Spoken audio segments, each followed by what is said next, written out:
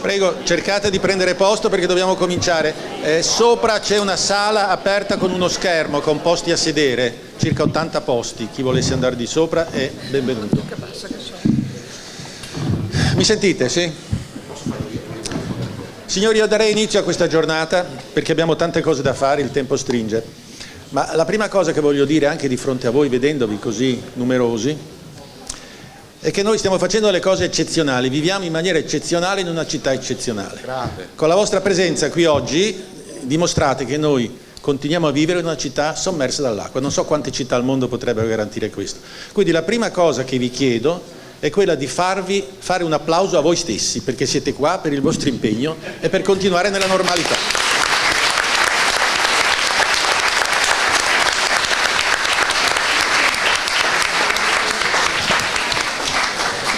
Inizio con una nota di grande tristezza. Voi sapete che ci ha lasciato Mario Rigo pochi giorni fa, un personaggio che io considero straordinario, lo definirei un gentiluomo della politica, che ha saputo coniugare rigore, intelligenza, misura, passione in maniera straordinaria per tantissimi anni a favore di questa città, a favore del nostro paese, perché è stato anche un politico a livello nazionale ed europeo. Ecco, oggi sarebbe stato con noi. Sarebbe stato con grande passione, ci avrebbe parlato col suo solito rigore, la sua solita lucidità, la sua solita competenza. Quando mi ha telefonato poco prima, credo, di morire e mi disse che non poteva venire perché non stava bene, si raccomandò in maniera intensissima, però dopo telefonami, raccontami tutto, mi raccomando, eccetera, per dirgli come la passione non l'ha mai abbandonato. Io volevo chiedervi un minuto di silenzio, ma penso che non sarebbe in linea. Facciamogli un applauso, sicuramente lo sentirà.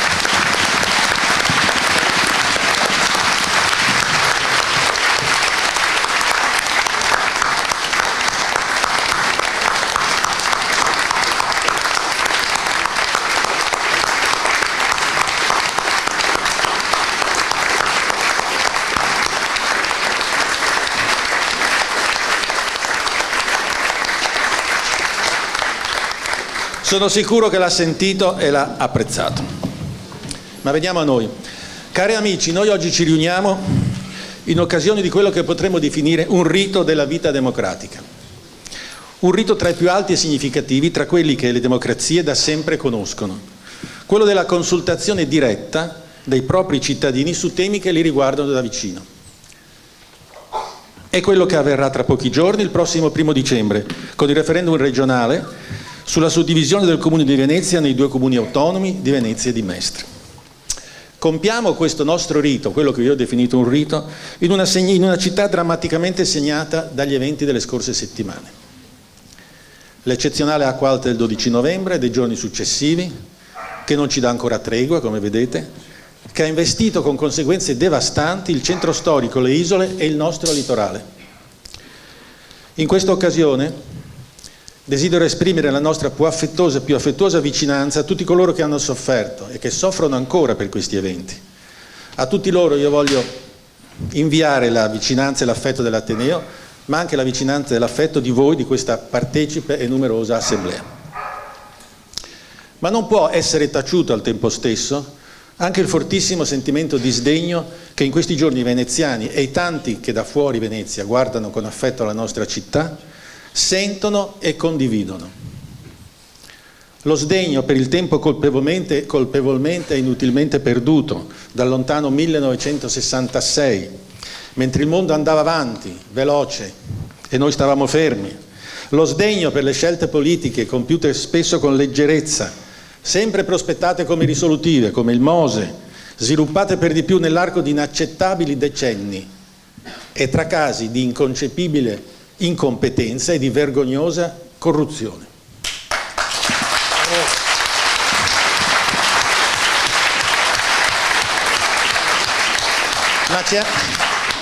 Ma c'è anche la rabbia nel constatare che a 53 anni dal lontano 1966 la nostra Venezia continua a correre il rischio di non esistere più come oggi la conosciamo e di ritornare ad essere acqua, barene e velme come era alle sue origini. Noi non siamo i proprietari di questa città, l'abbiamo in custodia e come custodia abbiamo dei doveri precisi e questi doveri noi non li stiamo assolvendo bene. Però dalle acque che hanno invaso le calli e i campi della nostra città, sorprendentemente è emerso anche qualcosa di nuovo e di positivo. Parlo dei giovani studenti che hanno aiutato chi ne aveva bisogno, parlo di elettricisti, di idraulici che hanno prestato il loro prezioso aiuto senza nulla chiedere in cambio, parlo di esercenti, di ristoratori che hanno offerto spontaneamente il caffè o un pasto caldo a chi lavorava nel fango. Parlo dei motoscafisti che hanno trasportato gratuitamente chi ne aveva bisogno e potrei continuare a lungo, molto a lungo. Accomunati dal dramma che ci circondava, noi veneziani, quasi inconsapevolmente, ci siamo riscoperti fieri e solidali come da tempo non avveniva più. Non lasciamo cadere nel nulla questi sentimenti, queste emozioni, perché sono importanti. L'Ateneo, per quello che può fare, non lo farà, non le lascerà cadere e nei prossimi mesi continueremo a parlarne, perché crediamo che sia utile, perché crediamo che sia giusto. Siamo convinti, infatti, come istituzione tra le più antiche di questa città, che il consenso della società civile, di voi, di noi, almeno su alcune grandi scelte che noi siamo chiamati a compiere e non possiamo più rinviare, sia un presupposto prezioso, se non indispensabile, per affrontare con speranza di successo il futuro che incombe su di noi e sulla nostra città. Passiamo all'incontro di oggi e alle modalità con cui si svolgerà. L'Ateneo ha chiesto a 6 personalità che sono note nel contesto cittadino, 3 donne e 3 uomini, di raccontarci il perché della loro scelta in merito al referendum. Ve li nomino in ordine alfabetico: Maria Luisa Faccini, portavoce Associazione Mestre Mia, Laura Fincato, già parlamentare e assessore del Comune di Venezia, Marco Gasparinetti, portavoce del gruppo 25 Aprile,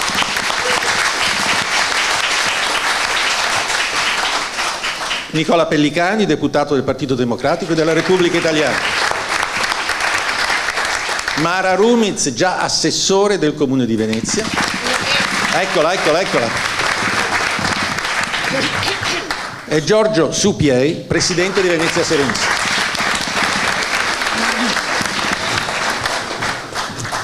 Sono tutte persone, direi personalità della nostra vita cittadina, che negli anni hanno mantenuto un impegno personale e politico nelle loro scelte a favore pro o contro la separazione. Vi racconteranno in un loro breve intervento le motivazioni e le considerazioni che pongono alla base della loro scelta odierna. Vorrei precisare che con questo incontro l'Ateneo non vuole orientare o tantomeno far cambiare idea a nessuno. Non sussiste nessun intento di fare del proselitismo a favore dell'una o dell'altra tesi. L'ambizione nostra di questa iniziativa è che, in linea con la nostra missione culturale che noi siamo tenuti a seguire, è quella di diffondere informazione e conoscenza su di un evento che, qualunque sia l'opinione che si ha su di esso, rappresenta comunque un momento rilevante per la nostra comunità, il momento del referendum. Insomma, noi saremmo soddisfatti se questo incontro aiutasse i cittadini, voi, noi tutti, qualunque cosa essi decidano di fare, di votare sì, di votare no o di non andare a votare, a farlo in maniera più consapevole e più informata. Concludo con una considerazione di merito e permettetemi anche di sorridere. Napoleone in Egitto, davanti alle piramidi, disse al suo esercito: 40 secoli di storia ci guardano dall'alto. Ecco, noi oggi in questa sala, gli anni che ci guardano dall'alto sono molti di meno, sono 207, sono gli anni dell'Ateneo, dell'esistenza dell'Ateneo. Ma sono comunque molti 207. Per questa ragione vi prego di tenere presente che in questo luogo, da sempre, tutte le opinioni che vengono espresse hanno pari dignità e quindi tutte le opinioni che vengono espresse meritano pari rispetto e attenzione. Grazie.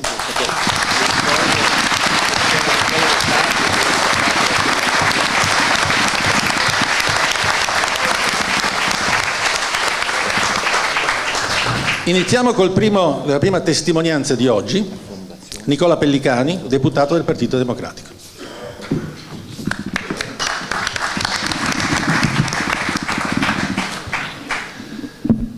Bene, grazie, io vi ringrazio per questa bella iniziativa che è la dimostrazione anche plastica di come l'interesse per i problemi della città, per i problemi di Venezia sia un tema che attraversa e che interessa tutti noi, quindi al di là del punto di vista sul referendum io credo che questo interesse per il futuro di Venezia, per il futuro di quella grande città che si sviluppa attorno a Venezia, a Mestre, non solo, perché ormai i confini sono sempre più liquidi, come si dice, sia un tema che deve tenerci sempre vivi, presenti e un po' come io adesso volevo anche dire due parole su Mario Rigo, perché è una figura non solo che io aspettavo questa giornata per rincontrarlo dopo qualche tempo, anche se spesso lo sentivo al telefono, il suo cruccio era sempre Venezia, il futuro di Venezia. In questi anni, da quando io ho trasformato questo mio impegno per la città anche in un impegno politico, periodicamente mi chiamava, mi diceva dobbiamo fare qualcosa per questa città, rischiamo di perderla, dobbiamo inventarci un'iniziativa, dobbiamo avere più attenzione da parte del governo, dello Stato sui temi della città, perché così rischiamo di perderla. Ovviamente si riferiva a quei grandi temi che abbiamo di fronte che da troppo tempo sono senza una risoluzione. Io credo che tutti noi qui abbiamo a cuore il destino della nostra città e questa è una tappa di un percorso che però deve avere come obiettivo la risoluzione di quei grandi problemi che nel tempo non sono stati risolti. Ecco, io mi riferisco a quello che anche in Parlamento adesso, nella mia veste di parlamentare, in Consiglio Comunale, da tempo cerco di porre l'attenzione delle istituzioni, in particolare del governo, sui problemi di Venezia. Ci è voluta disgraziatamente un'altra settimana eccezionale, quella dell'11 che è partita da lunedì 11, martedì 12 e tre maree sopra i 150 come non si erano mai verificate prima, per porre l'attenzione del Parlamento, del governo su questo purtroppo. Adesso però noi dobbiamo essere, come dire, uniti nel pretendere l'attenzione del governo in primo luogo sui temi della città, e non sono solamente quelli. Ovviamente adesso bisogna far fronte alla drammatica emergenza di fronte al fatto che ci sono persone che hanno perso tutto dopo l'acqua di martedì 12 e dei giorni successivi. Dobbiamo dare delle risposte, alcune risposte già sono arrivate fortunatamente rapidamente dal governo con i primi 20 milioni per far fronte ai danni ricevuti, e altre scelte. Fortunatamente si riunirà il comitatone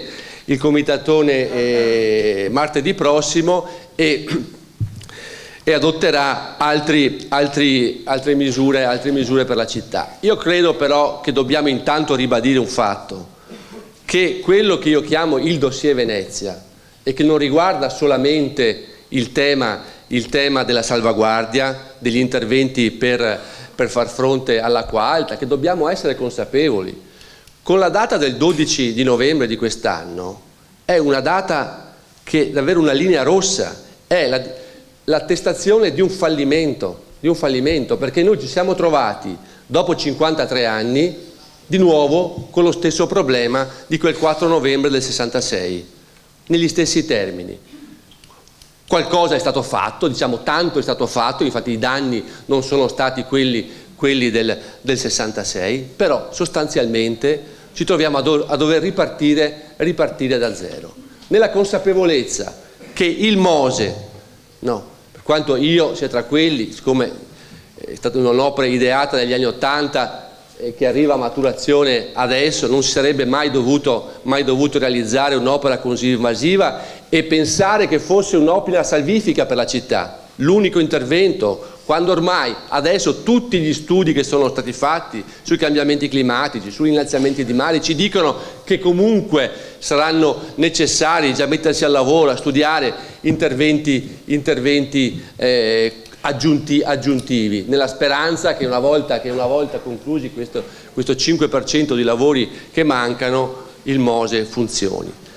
Allora il dossier Venezia però deve comprendere tutti i temi che abbiamo di fronte, a partire dal tema del turismo, il tema delle grandi navi, il tema della bonifica dei suoli di Porto Marghera che sversano in laguna veleni ancora, il tema del motondoso. Quindi tutti questi temi sono un pacchetto unico che va affrontato con decisione, finalmente con delle scelte concrete per mettere al centro il tema della città. Io credo che in questo momento ho avuto dimostrazione anche in Parlamento, dove la mia mozione è stata votata da tutti, grande attenzione, tutti adesso hanno Venezia nel cuore, ma noi abbiamo bisogno che Venezia nel cuore tutti ce l'abbiano anche nei prossimi mesi, anche nei prossimi anni, sapendo che oggi dobbiamo mettere in piedi progetti per la città da qui ai prossimi 50 anni.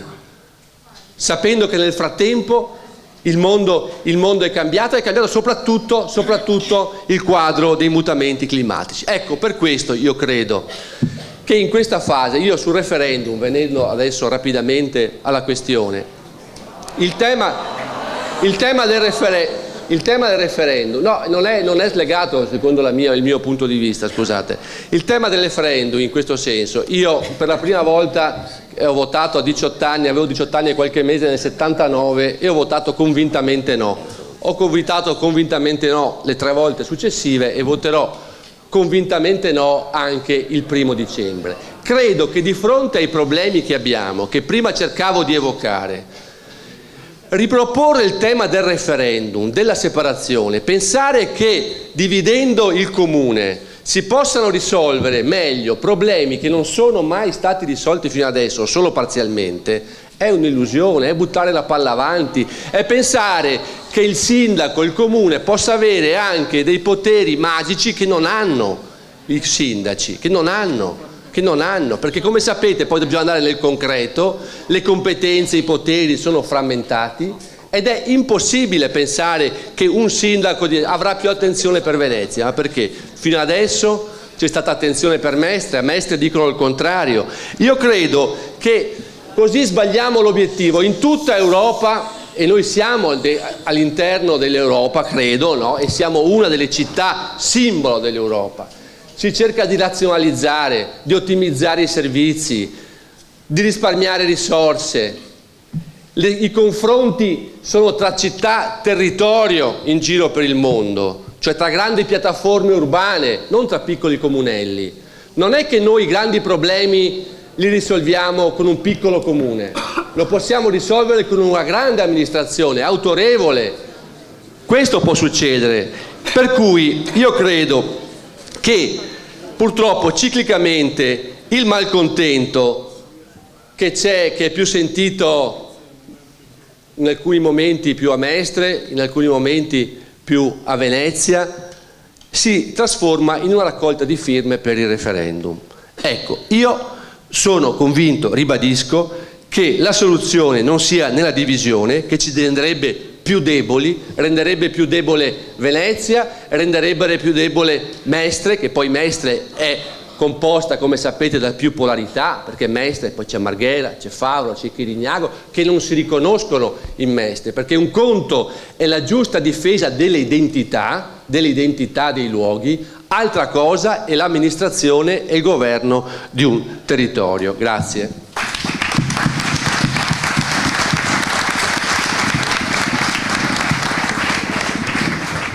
Chiamo adesso Laura Faccini, portavoce dell'associazione Venezia Mia. Mestre Mia. Mestre Mia. Ho sbagliato il nome dell'associazione, quindi adesso ripeto tutto da capo. Sì, Laura. Allora, chiamo adesso al podio Laura Faccini, portavoce dell'associazione Mestre Mia.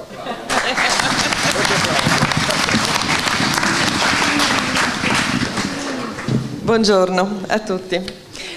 Ringrazio innanzitutto l'Ateneo Veneto nella persona del suo presidente che ci ha voluto coinvolgere in questo appuntamento così importante, che non importante solamente per Venezia, per la bellissima città, la città più bella del mondo, come dicono tutti, e noi per primi, noi mestrini lo diciamo per primi, ma anche perché per dare voce a noi, cioè a quello che c'è dall'altra parte del ponte. E ricordo anch'io Mario Rigo che il 10 novembre è stato ospite da noi a Mestre, a un convegno, a una sessione informativa, diciamo così, e che si è sempre dimostrato e ha sempre sostenuto la validità di votare sì al referendum. Quindi lui è sempre stato di questa opinione e l'ha sempre sostenuta. Io sono qui naturalmente per dare ai veneziani il punto di vista dei mestrini che voteranno sì, che sono tanti e che hanno delle motivazioni valide. Ve ne dico solamente alcune. Parliamo di Mestre, Marghera, la terraferma, il cosiddetto laboratorio sociale degli anni 90. Laboratorio sociale della Venezia dei grandi capitali italiani e stranieri, della metropoli triangolare di Padova, Treviso e Venezia. Forse non tutti sanno che il piano regolatore generale del Comune di Venezia, in vigore dal 1962 al 1990, all'articolo 15 terzo comma recitava così: nella zona industriale di Porto Marghera troveranno posto prevalentemente quegli impianti che diffondono nell'aria fumo, polvere o esalazioni dannose alla vita umana, che scaricano nell'acqua sostanze velenose, che producono vibrazioni e rumori. Questo è stato certificato, è stato proposto, è stato attuato ed è avvenuto. Quindi Marghera, Porto Marghera è diventato un luogo di veleni, come d'altra parte anche Nicola Pellicani ha citato prima. Quindi prima c'è stata questa industrializzazione pesantissima, dannosissima, che ha provocato tantissimi morti, poi c'è stata la deindustrializzazione, quindi del disimpegno di capitali che l'hanno sfruttata e inquinata. Luogo delle occasioni perse e rinunciate. Tenete presente che la Telecom voleva fare il suo grande centro direzionale da noi e invece poi si è spostata a Padova, quindi quella è stata un'occasione. Anche pensate ai posti di lavoro che sono stati persi nel nostro territorio di Venezia chiaramente, ma soprattutto del centro della terraferma. Vi dico soltanto tre cose rappresentative delle difficoltà che noi abbiamo a Mestre e terraferma. Io parlo di tutta la terraferma, guardate, perché Mestre è un punto di riferimento, perché probabilmente nel centro di Mestre c'è la più alta densità di popolazione, ma io mi sento di Favaro, di Campalto, di Dese, di Chirignago, di Zellarino, di Tessera. Quindi io parlo della prospettiva di avere un comune che si chiamerà Mestre, ma che comunque raccoglie tutte, perché una città di terra ha gli stessi problemi che non ha una città di mare come quella in cui vivete.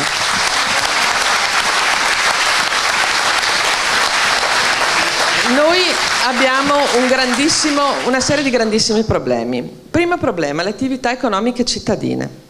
C'è una chiusura e una desertificazione letterale del centro, e non parlo solo di Piazza Ferretto, parlo anche delle aree, delle strade circonvicine. C'è una mancanza totale di incentivi per chi vuole aprire una nuova attività. Con una breve ricerca io ho guardato che ogni tanto basterebbe dare un'occhiatina a quello che accade fuori da casa nostra, a cominciare dal comune di Padova, ve lo faccio vedere. Riapri un negozio chiuso da più di un anno, ti restituiremo tutte le imposte comunali per un anno. Ci sono Comune di Pordenone, assegnati contributi per 100.000 euro, Comune di Parma, 150.000 euro a fondo perduto, Brescia, Cremona, Bologna. Quindi questi sono dati che si trovano facilmente su internet. Noi non abbiamo niente, noi abbiamo un importo che queste persone che devono produrre lavoro, devono dare lavoro e quindi produrre ricchezza, non ce la fanno più a sopportare, perché abbiamo delle tariffe comunali che sono a Mestre come quelle di Piazza San Marco, solo che a Piazza San Marco abbiamo la gente che spende e milioni di turisti, in Piazza Ferretto abbiamo i mestrini che vanno a fare la spesa, e quindi non c'è un rapporto equo. Quindi il sistema tariffario di alcuni servizi pubblici, appunto come la Tari, è troppo oneroso per la terraferma. I centri commerciali, grande pensata, i centri commerciali che sono sulla prima cintura di Mestre Oltre al fatto che continuano a venirne su, ma la popolazione resta sempre quella, quindi non è che facciamo la moltiplicazione di pani e di pesci, quelli sono gli utenti che vanno ad acquistare, quindi anche quelli, quei centri commerciali cominciano a essere in sofferenza. Ma un problema maggiore è che questi centri commerciali hanno deviato dal centro di Mestre, dove appunto si aspettava le persone che potessero arrivare da fuori, da Treviso, da Mogliano, da Padova, le hanno deviate per cui si fermano prima e si fermano in questi già grandi centri commerciali. Quindi la Nave de Vero, poi le sapete, sono tutti quelli che ci sono incontro e adesso ne dovranno costruire degli altri. Quindi l'afflusso è deviato. Poi abbiamo nuove attività ricettive. Noi parliamo di turismo. Bene, il turismo adesso sta diventando un grossissimo problema anche per Mestre, perché alle porte di Mestre sono stati costruiti delle cose, dei parallelepipedi, perché non saprei come parlarne, come definirle,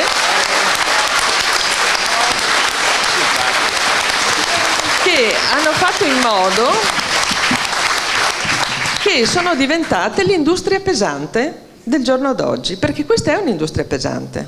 Solo che questi poveretti perché non sanno come poi arrivare, perché non ci sono mezzi pubblici sufficienti, e tenete presente che con i mezzi pubblici che noi abbiamo, e pare che la CTV non possa inserirne di nuovi se non qualcuno, ma in numero assolutamente esiguo, queste persone occupano gli spazi negli autobus e nei vaporetti che devono essere presi dai nostri pendolari che vengono a Venezia e che tante volte, soprattutto in via Righi, dove molti di loro, anche mia figlia, lascia l'auto, non riescono a salire in autobus perché sono stracarichi di persone che salgono all'ultima fermata di Corso del Popolo, si comprano il panino all'Interspar, quindi non spendono a Venezia, si portano tutto, sporcano e tornano indietro. Quindi questa è un'industria pesante, dannosa e oltretutto non si sa come affrontarla.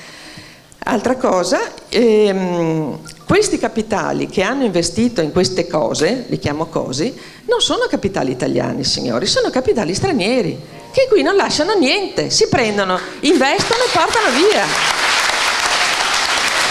E non solo questo, c'è una ricaduta terribile sull'occupazione degli alberghi e delle pensioni che ci sono a Mestre in terraferma, che sono quasi tutte a conduzione familiare o comunque di società del territorio, che stanno perdendo clienti, perché se tu metti una persona in un coso che costa poco più di 10 euro a notte e poi lo scaraventi in mezzo in una specie di carro bestiame per andare fino a Venezia, il nostro turismo qui, che potrebbe dare da mangiare ai nostri alberghi, che cosa fa? Non porta niente. Ultima cosa, che è molto importante, è la perdita dei residenti. Non solo Venezia perde residenti. Vi do un dato: dal 2000 al 2018 la terraferma ha perso 25.000 residenti mestrini di terraferma. 25.000. Queste 25.000 persone sono state sostituite da 31.499 al 31/12/2018, dati del Comune, persone straniere residenti. Parlo solo dei residenti perché gli altri è meglio non parlarne, o meglio bisognerebbe aprire una parentesi solo per loro. Quindi abbiamo uno sbilancio in negativo tra quelli che noi abbiamo perso autoctoni e quelli che invece noi abbiamo acquisito. Va benissimo, perché tra queste persone ci sono famiglie che si sono impiantate, sono piccoli imprenditori, sono persone che vogliono restare qui, ma noi dobbiamo avere una politica seria di integrazione per queste persone. Mentre negli ultimi anni, cioè da quando c'è stato, dal 2010, perché siamo passati dal 2000 che ce n'erano 3.100, nel 2010 sono diventati già 23.500. Non c'è stata una politica di integrazione, di coinvolgimento serio, per cui noi rischiamo di creare in terraferma delle enclave, dei ghetti, dove queste persone si sentono un po' rifiutate, molto sfruttate. Pensate a quei poveretti dei bengalesi che mangiano sulle rotaie perché non hanno neanche 2 euro per pagarsi la mensa, e quindi questo è un problema sociale. Ma allora mi chiedo, ai veneziani questo non dico che non interessi, perché il problema sociale interessa, ma non è una priorità della città d'Acqua, questa è una priorità della città di terraferma.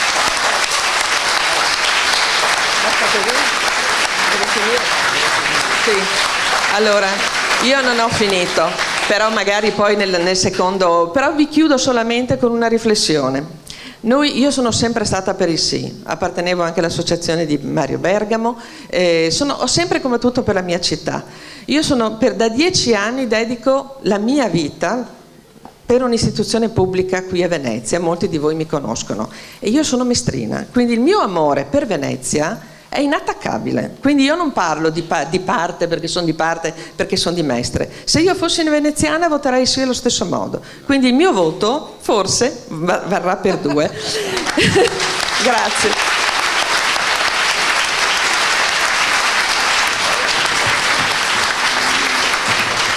Grazie. Grazie Laura Faccini.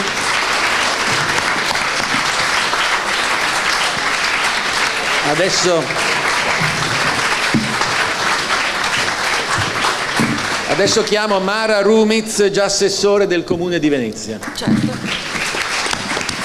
Grazie al Presidente e a tutto l'Ateneo Veneto per aver organizzato questo incontro, e grazie a tutti voi che avete affrontato l'ennesima Acqua Alta. Se sono qui oggi non è certo per cercare di convincervi a votare no, sì, sarebbe impresa difficile fra l'altro oggi qui all'Ateneo Veneto. Però una sollecitazione, non tanto a voi che siete qui, perché se siete qui di sicuro andrete a votare, ma a tutti i cittadini, perché il votare è un diritto che è costato fatica e quindi l'astensione non può che essere una scelta soggettiva.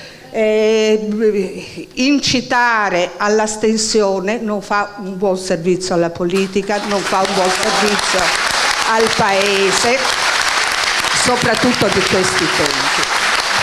Quello che intendo dirvi stamane è raccontarvi un po' il percorso che io ho fatto e che mi porta a dire oggi perché non ritengo la separazione la soluzione dei problemi, perché i problemi veri, grandi, seri di cui soffre questa città non sono risolvibili in capo a un comune, piccolo o grande che esso sia, così come stanno le cose oggi. Detto questo, anche aggiungo che di sicuro le cose non possono stare così come stanno e vanno individuati, ma cominciamo a farlo oggi e qualcosa dirò anch'io, vanno individuati strumenti, tempi, metodi per rispondere ai bisogni di Venezia insulare e ovviamente anche della terraferma. Devo anche dire che non mi piace chi affronta la scadenza elettorale come se fosse un derby da stadio, chi demonizza l'avversario e usa slogan anziché valutazioni. Non mi piace chi diffonde dati, numeri e scenari un total chilo pro domo sua, o chi usa il referendum per mandare via un sindaco, per mandar via Brugnaro. Brugnaro non mi piace, vorrei un sindaco diverso, ma vorrei sconfiggerlo attraverso programmi, coinvolgendo i cittadini, recuperando la fiducia di una città, non spaccandola in due. Ammetto di essere arrivata a decidere per il no dopo molti dubbi, sopesando i pro e i contro, ascoltando anche amici, conoscenti, con cui continuo a essere ovviamente amica, mettendo nel conto anche molti errori fatti dalle amministrazioni, anche delle amministrazioni di cui ho fatto parte.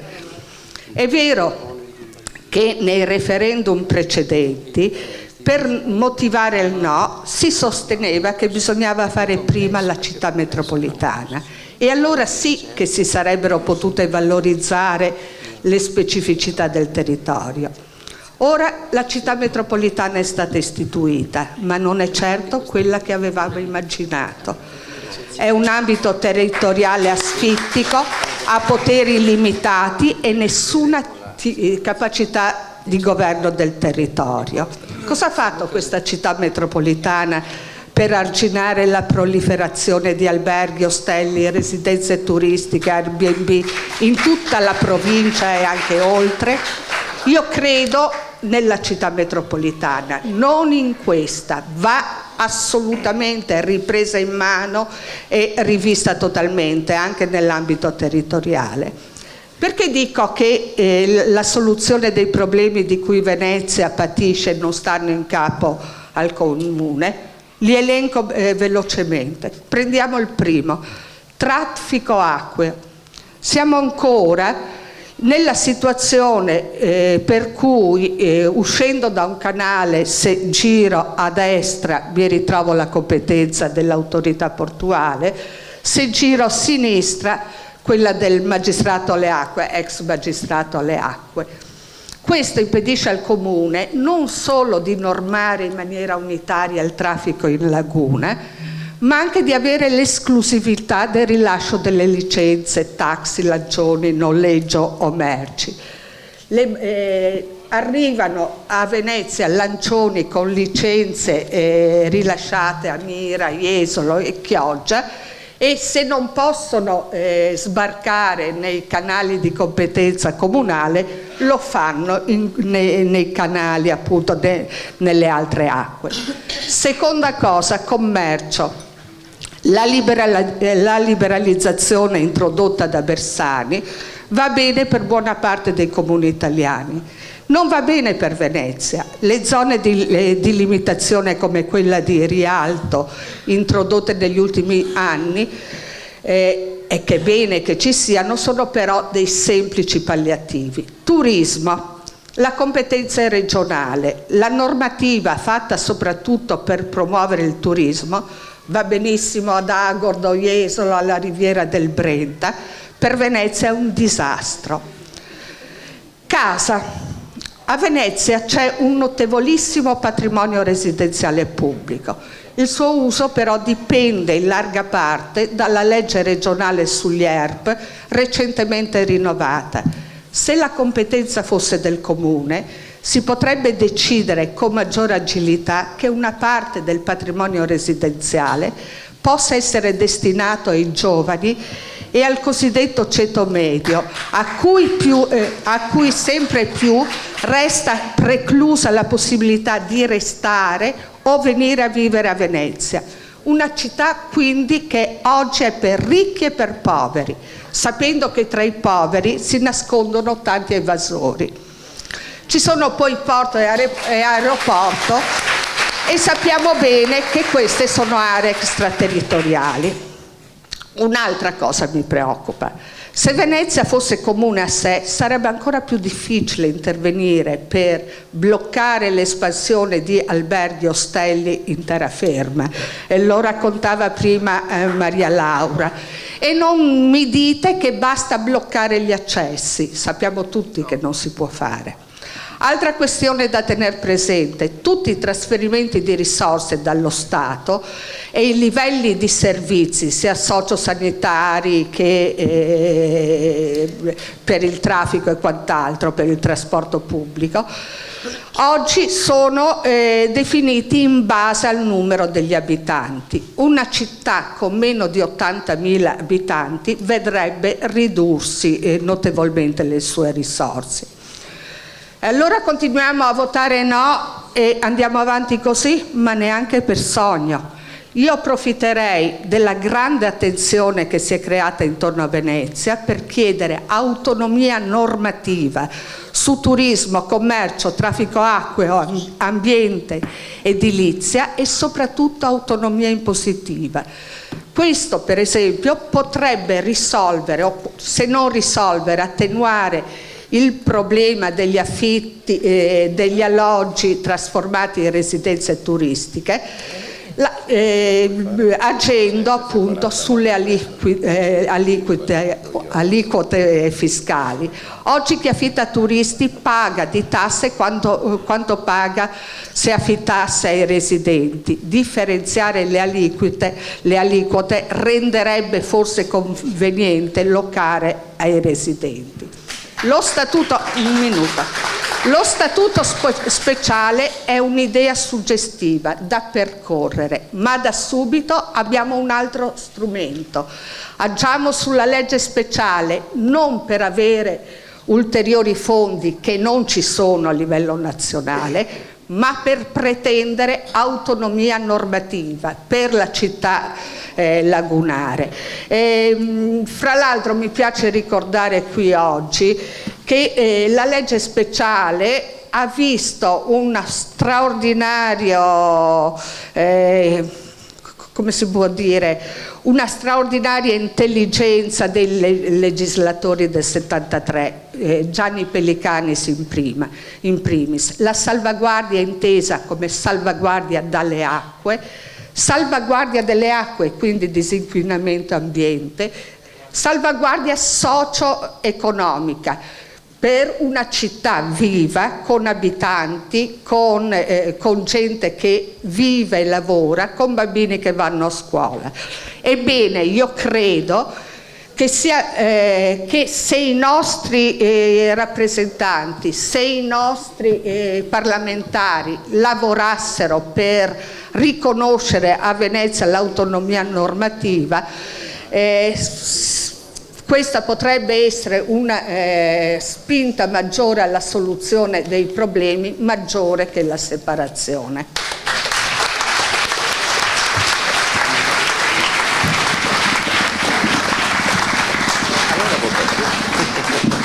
Ringrazio Mara Rumiz e passo al quarto dell'oratore, Marco Gasparinetti, portavoce del gruppo 25 Aprile.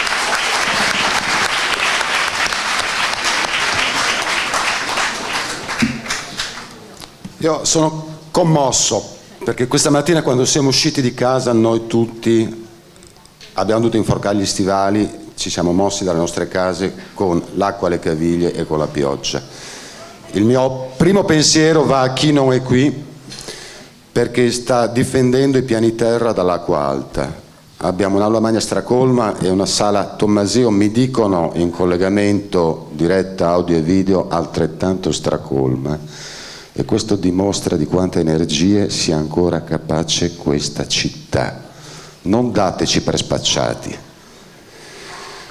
Noi abbiamo grandi emergenze davanti a noi, viviamo tempi eccezionali, lo ha ricordato il Presidente Scarante, a cui va il grandissimo merito di aver organizzato questo evento, in cui, come vedete, si possono esporre liberamente le ragioni del sì e quelle del no, con pacatezza e con la serietà che contraddistingue questi luoghi.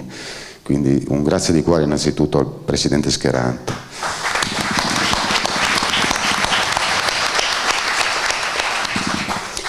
Io cercherò di esporre le mie ragioni in modo pacato, anche se sono indignato per molte delle cose che abbiamo visto in queste settimane, perché questa città è stanca di essere presa in giro.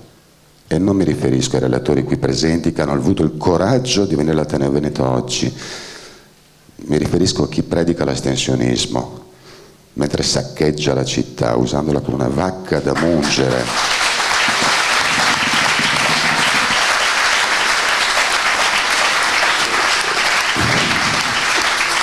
E a ben vedere sono i degni eredi del partito del Mose, che mangiava con il Mose, hanno cambiato colore, hanno cambiato la giacca, ma i metodi sono gli stessi. Noi abbiamo una cartellina che verrà distribuita alla fine di questo incontro, una cartellina informativa, puramente informativa, e a questa rinvio per confutare alcune delle bugie, vorrei dire delle menzogne che sono circolate in questi giorni. I biglietti a CTV che aumentano, il casino che chiude, l'invasione delle cavallette perché pioveranno cavallette dal cielo. Non voglio parlare di questo, c'è una cartellina informativa che sarà in distribuzione qui alla fine. Però vorrei rispondere alla giusta proposta di Mara Rumiz. Mara Rumiz parla di un'autonomia normativa. Bene, ma autonomia normativa in capo a chi? A me dispiace, ma per gli studi che ho fatto di giurisprudenza, l'autonomia normativa di cui parla Mara presuppone un soggetto giuridico che la possa esercitare. Parliamo delle municipalità, perché nel 2003 molti sono stati convinti a restare a casa o a votare no, in quanto il decentramento si sarebbe realizzato con le municipalità. Bene, Per legge le municipalità spariscono se scendiamo sotto i 250.000 abitanti. Venezia, comune di Venezia, Mestre, eccetera, aveva 270.000 abitanti nel 2009, 10 anni fa. Sapete quanti siamo oggi? 259.000 erotti, con 259.000 residenti rimasti. Di questo passo non avremo neanche più le municipalità se non siamo capaci di invertire la rotta. E che vuol dire basta il tutto alberghi, Airbnb che svuota la città di residenti e ci porterà sotto la soglia dei 250.000. Io nel 2013 ho creduto a questa promessa di decentramento, adesso no, non ci credo più. Non prendeteci in giro questa volta, perché le municipalità, unico soggetto giuridico che potrebbero forse, e sottolineo il forse, essere destinatari di una qualche autonomia normativa, non dobbiamo darle per scontate, e abbiamo visto come funzionano. Perché un decentramento che può essere cancellato con un tratto di penna dal sindaco di turno che si sveglia di cattivo umore, non è decentramento, è revocabile in qualunque momento, e di questo stiamo parlando.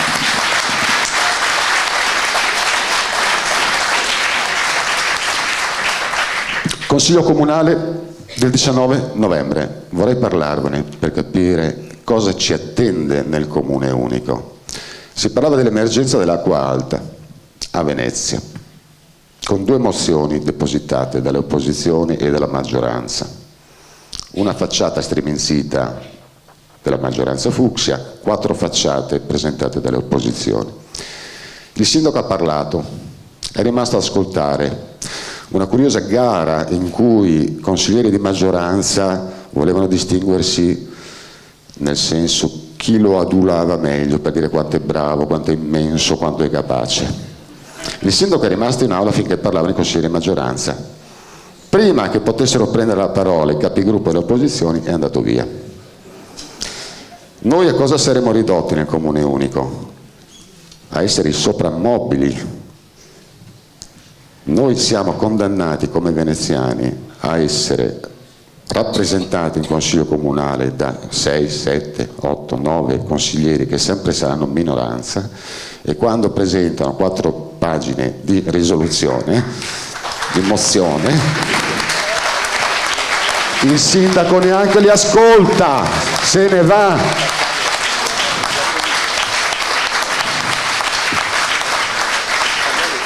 Avrei tante cose da dire, ma voglio rispettare i tempi di parola. Perché voterò sì il 1° dicembre? Perché noi a Venezia, Murano-Burano, siamo rimasti in 60.000 su 260.000 scarsi, 259 del comune attuale. In questo comune io non voglio accettare di essere ridotti alla figura del soprammobile, il vetro di Murano per gli ospiti che arrivano. Vedi, ci sono anche loro, ci sono anche gli indiani che vivono nella riserva. In un comune nostro, Venezia e Isole, noi non saremo più soprammobili, vogliamo essere colonna portante della città che, come la Fenice vuole rinascere, e per farlo ha bisogno di un sindaco a tempo pieno che vive in mezzo a noi e con noi condivida gioie e dolori di questo luogo unico al mondo.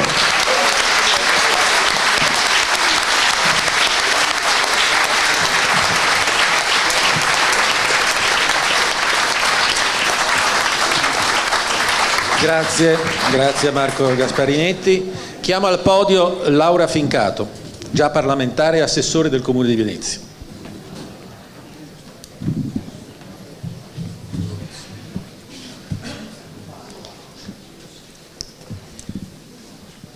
Sono per il no, come direbbe Cetto, pacatamente. Pacatamente nel senso che da socia dell'Ateneo non avevo dubbi che ci sarebbe stata una assemblea così affollata e anche così tranquilla e rispettosa. Lo so, questo è un problema dovuto anche un po' a uno stato di influenza. Stavo dicendo che non avevo dubbi che all'Ateneo avremmo trovato persone di opinione diversa, anche se nella mia ipotesi sostenitori per la maggioranza del sì, anche perché vedo alcuni amici cari con cui vado a vogare e scambio spesso delle opinioni, quindi diciamo che non ha importanza. L'importanza, vuol dire, è che il dibattito sia assolutamente sereno e rispettoso delle opinioni di tutti. Io dico subito che io ho una certa coerenza con il no, non solo il no al referendum sulla separazione, ma per esempio ho detto no al Mose. No al Mose, ti ricordi bene, cara Mara, quando, giunta Cacciari, aprimmo ad una riflessione a futura memoria l'abbiamo dichiarato perché i lavori per il Mose erano già partiti, ma anche per testimoniare. Sì, no, io sto parlando di quella a cui abbiamo appartenuto insieme, 2005-2010. Quindi rispetto a ciò che era già cominciato e che aveva visto le posizioni contrarie, come quella di Mara, ci ha visto fare una riflessione, ripeto, citando le parole del sindaco di allora Massimo, soltanto perché rimanesse nella storia, perché poi la memoria di ciascuno a volte, voglio dire, sbarella. Per esempio, citando tutti quanti i no che avrebbe detto caro Mario Rigo, mio amico personale, ci si dimentica che l'ha fatto anche lui una volta di dire no, ma era il sindaco in quel momento. Allora io sono andata un attimo a, tra le altre cose che io ho detto oltre al no al Mose, in riferimento alla mia nota posizione politica, e ho detto no anche al referendum voluto da Renzi, quindi guardate, sono testarda nei miei no. Ma adesso, voglio dire, prima di venire qui a ragionare con voi pacatamente, sono andata a farmi anche una strisciata per vedere, rispetto ai sindaci, ai nomi dei sindaci che hanno governato Venezia, si intende dal dopoguerra, insomma, e alla loro appartenenza o meno alla città storica, e ho scoperto che Giorgio Longo, 70-75, non, diciamo era campagnolo, per dire in maniera non offensiva, voglio dire, no?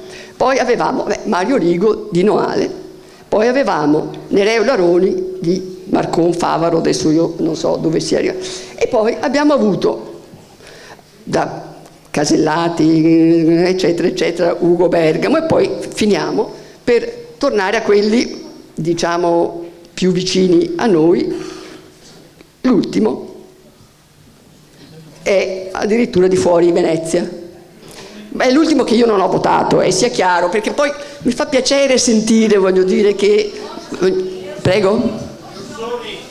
Perché di dove sta Borsoni? Ho detto l'ultimo non è di Venezia, di fuori Venezia, gli altri sono Brugnaro, gli altri sono di Venezia, scusate, ho letto, no, scusate, ho letto male. Allora, quello che volevo dire è semplicemente questo.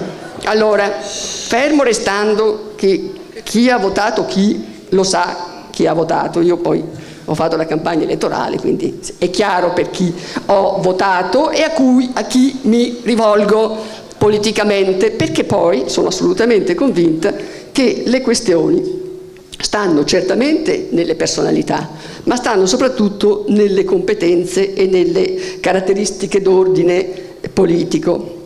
Io voglio ricordare tutto il dibattito che c'è stato per i finanziamenti sulla legge speciale. Allora ero anche in Parlamento, quindi li ricordo bene. Così come voglio ricordare, perché è giusto anche farlo, alla presenza di Nicola Pellicani, che cosa sulla legge speciale, che cosa per quel che riguarda la ZES, che cosa si è fatto non soltanto in questi giorni, si è fatto nell'azione politica e di governo in precedenza, da parte anche di un partito a cui io ho appartenuto. Allora, certamente, Maria Laura, terra e mare, e questo voglio dire mi pare evidente quando affronto con i remi e con i miei amici la Laguna Sud, che sto in laguna, come quando sono a Mestre e vedo benissimo che è una terra, anche quella, voglio dire, nel periodo in cui eravamo in giunta insieme, una terra che è stata alluvionata, alla quale, voglio dire, grazie alle competenze della regione è stato dato ristoro, perché è stato creato una situazione, diciamo, di beneficio idraulico. Allora, sulle questioni delle differenze non vorrei neanche perdere tanto tempo, perché sono assolutamente evidenti, ma quello che per me è evidente, forse, perdonate, è semplicemente perché ho vissuto una lunga vita, lunga per qualcuno magari anche troppo lunga, però una lunga vita eletta, voglio dire, a rappresentare dei cittadini, quelli ovviamente che votavano per la mia parte e per me, gli altri evidentemente, no? Che hanno, diciamo, deciso che la politica si fa con le azioni, si fa con le leggi, e che una cosa è volontariamente buttare il cuore oltre l'ostacolo pensando a dei grandi disegni, un'altra cosa è il governo quotidiano, duro, difficile, che si scontra anche non solo con le competenze, ma si scontra anche con gli, virgoletta o non virgolette, egoismo o necessità di altre parti di questo paese o di altre parti di questa regione. Quindi il ragionamento non è quello che faceva Leibniz, il filosofo, che nella monade tutta e quanta la vita è perfetta perché si è isolati. È un ragionamento di coordinamento e di capacità di mettere delle priorità, di ragionare in base a delle priorità e di risolvere in base a queste priorità. E allora io sono convinta, assolutamente convinta, che vi sono delle necessità diverse, delle priorità diverse, delle necessità palesi per Venezia di essere di fatto governata in maniera speciale, di essere di fatto una società, una città speciale. Lo è, ma credo anche, guardate, credo anche che tutto quanto questo si possa ottenere in una logica politica che prevede interventi e prevede relazioni, che prevede priorità e che prevede azioni concrete e non semplicemente dei lamenti. Bene, bene, grazie a Laura Fincato. Tenete duro nel rispetto degli oratori, per cortesia, vi ho perfino citato Napoleone Bonaparte per raccomandarvi di non interrompermi. Abbiamo l'ultimo oratore, l'attenzione è sempre altissima. Do la parola a Giorgio Suppiei.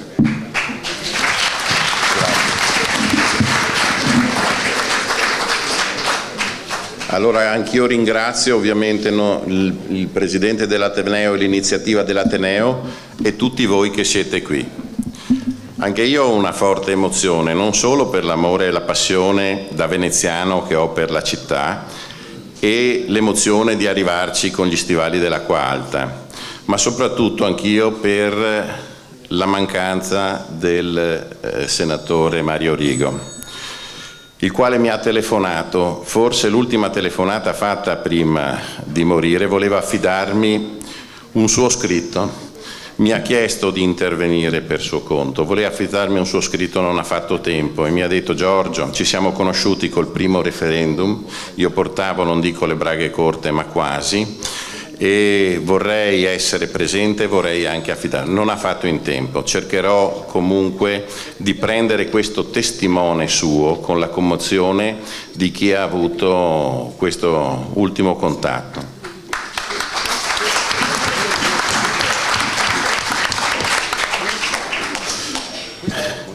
Sui temi trattati oggi ho diverse questioni da affrontare. Le prime sul metodo in cui si è affrontata la campagna referendaria e le altre di merito. Sul metodo io ritengo gravissimo che si cerchi di ostacolare la campagna referendaria predicando l'astensione. Ne parlo da titolato perché questa è sempre stata una posizione di chi l'ha avversata, la separazione amministrativa di Venezia Mestre, che io voglio chiamare autonomia e non separazione. Non sono due città separate, sono due città completamente diverse, complementari, che hanno necessità di autonomia.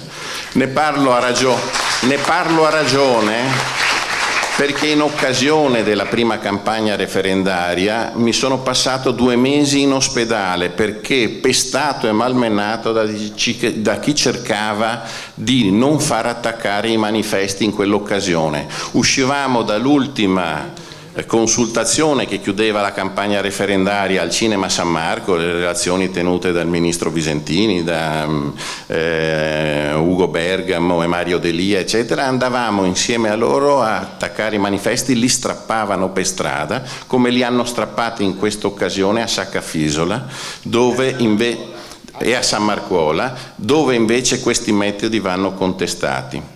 Allora quella era proprio aggressione fisica, quella di adesso è molto grave nei metodi, perché la legge elettorale prevede che in città vengano messi 100 tabelloni fra Venezia e Mestre. Sapete quanti ne sono stati messi a Venezia? 6. Uno nascosto dietro a San Marcuola, uno nascosto dietro i cassonetti a Saccafisola. Per San Marco c'è solo quello di Campo Manin, Castello non ne vede nessuno da Campo San Giovanni e Paolo alla via Garibaldi, uno a Lido, uno a Murano, uno a Burano, tutti in posizioni defilati. La legge elettorale, e ce li ricordiamo i tabelloni, prevedeva che fossero 8 metri per 2, sono 3 metri per 2 e ce ne sono 6 e vengono anche strappati i manifesti. Allora questa è una grave violazione e non rende onore alla giunta e al sindaco che avevano il dovere, sono sindaci di tutti e devono consentire. E ancora sul metodo, spontaneamente i veneziani, vista la difficoltà di far passare la comunicazione che c'è il referendum l'1 di dicembre, hanno pensato di esporre degli striscioni o dei drappi alle finestre delle loro case. Una libera iniziativa di tipo civile su case private alla quale il sindaco ha mandato i vigili a mandarli via. È gravissimo. Su questo punto è già intervenuta anche la Corte Costituzionale, perché in occasione, ve lo ricordate, il referendum sull'acqua, eccetera, eccetera, lo stesso c'era stata qualche iniziativa che aveva fatto togliere bandiere e striscioni. E la Corte Costituzionale, con la sentenza 161 del 1995, ha detto di no. Il referendum non è come le campagne politiche. I tabelloni e gli spazi elettorali su cui affiggere i manifesti sono destinati alle elezioni politiche, non si applica alla libera espressione e men che meno a un referendum consultivo. E lo dico a tutti, chi vuole mettere uno stendardo sul proprio balcone lo faccia, non c'è nessuna ordinanza prefettizia che lo vieta, non c'è nessuna legge che lo vieta, e sfido i vigili a fare il verbale a queste persone, perché quel verbale vedremo che norma richiamano, perché non c'è una norma, semmai c'è un abuso d'ufficio. E chiudo sul metodo e vengo invece al merito della questione. Allora, venivo anch'io con gli stivali dell'acqua alta e mi domandavo, ma se ci fosse stata a Venezia un'amministrazione autonoma separata da Mestre e avessimo già votato sì col primo referendum, le cose sarebbero diverse. Cioè tutti i problemi che ha dichiarato e ha confermato anche Mara Rumiz per il no, cioè quello il problema della casa, il problema dell'esito, il problema della mancata gestione anche pratica e tecnica delle necessità degli abitanti, i problemi di gestione economica, sarebbero stati diversi? La mia risposta è sì. E mentre condivido l'analisi per il passato assolutamente corretta, dice le cose non hanno funzionato, bisogna cambiare, la mia riflessione è: se fossimo stati autonomi avremmo avuto sicuramente una gestione diversa. E io non ho bisogno di dimostrare come è stata gestita la città di Venezia, come hanno detto il Mara Rumiz e chi ha parlato per Venezia, o come è stata gestita la città di Mestre Perché la gestione è stata unitaria. Non ho bisogno di dimostrare che è stata fallimentare. La mia è una fiducia e una speranza che viceversa lo scossone dell'autonomia renderà finalmente diversa la gestione di questa città. È lo strumento. Questo è lo strumento che abbiamo e io voglio avere a Venezia, non mi interessa che siano 36 o 45, ma i 32 del comune separato di Venezia, consiglieri comunali eletti, devono essere veneziani e devono guardare in faccia i loro elettori per le cose che fanno, e altrettanto per Mestre. Io non voglio chi ha raggiunto un consenso elettorale da un'altra parte che venga a decidere di qua, perché tanto poi non risponde a quel consenso elettorale. Il consenso elettorale deve essere qua. È per questo che è il metodo dell'organizzazione amministrativa. E non facciamo falsi problemi, perché porto, aeroporto, casinò, tariffe, accettivo, sono tutte questioni che sono al di fuori di questo ragionamento. Sono al di fuori. L'aeroporto serve da Verona a Trieste, a Milano l'aeroporto, uno a Linate e uno là. Sono tutte questioni che abbiamo già discusso, non c'entrano niente con l'inquinamento della discussione. Sono i servizi ai cittadini di queste città che le amministrazioni devono dare. Quello che devono esprimere gli assessori nominati e il sindaco sono le necessità dei cittadini di organizzazione amministrativa, non quei temi. E dico, il modo di salvaguardare Venezia, l'hanno detto anche chi è a favore del no, è quello di dargli una legislazione speciale, perché questa città è speciale in tutto. Però il problema qual è? È vero che ci sono state la legge speciale del 73 e quelle successive, ma quelle leggi speciali hanno stabilito che ci deve essere la salvaguardia fisica, ma anche la salvaguardia socio-economica. La salvaguardia fisica se l'è fagocitata il Mose, non danno più neanche a sufficienza i contributi ai privati per i restauri e non danno men che meno, non solo quelli in conto capitale, guardate dove è finito l'ufficio legge speciale, l'ufficio contributi eccetera, smobilitato e smontato. Ma non c'è stata assolutamente la salvaguardia socio-economica. I soldi che un sindaco andrà a chiedere anche dopo gli episodi come questo dell'acqua alta non devono essere per rimettersi a posto le casse comunali. I soldi di una legislazione speciale devono andare per salvare l'economia veneziana, salvare le case dei cittadini, i danni avuti, l'organizzazione e la defiscalizzazione per chi in questa città viene a abitare, e speriamo di avere un rientro al contrario all'esodo che c'è stato fino adesso. Speriamo che dando degli incentivi a chi viene a risiedere qua, realmente, non fittiziamente perché fa il finto gestore di un bed and breakfast con la residenza, ma chi viene a abitare qua deve avere un'agevolazione tale, di natura speciale, di natura fiscale, che gli consenta anche di competere con l'economia del turismo che vuole venire qua. Cioè deve essere preferibile dare una casa in affitto a un veneziano che non darla a un gestore di un bed and breakfast.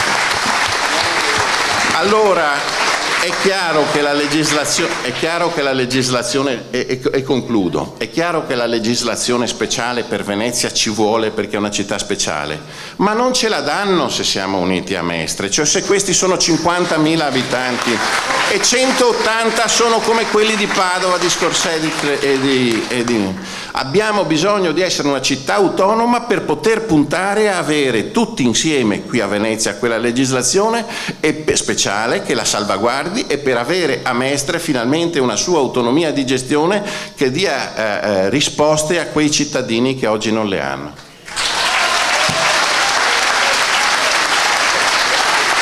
Bene.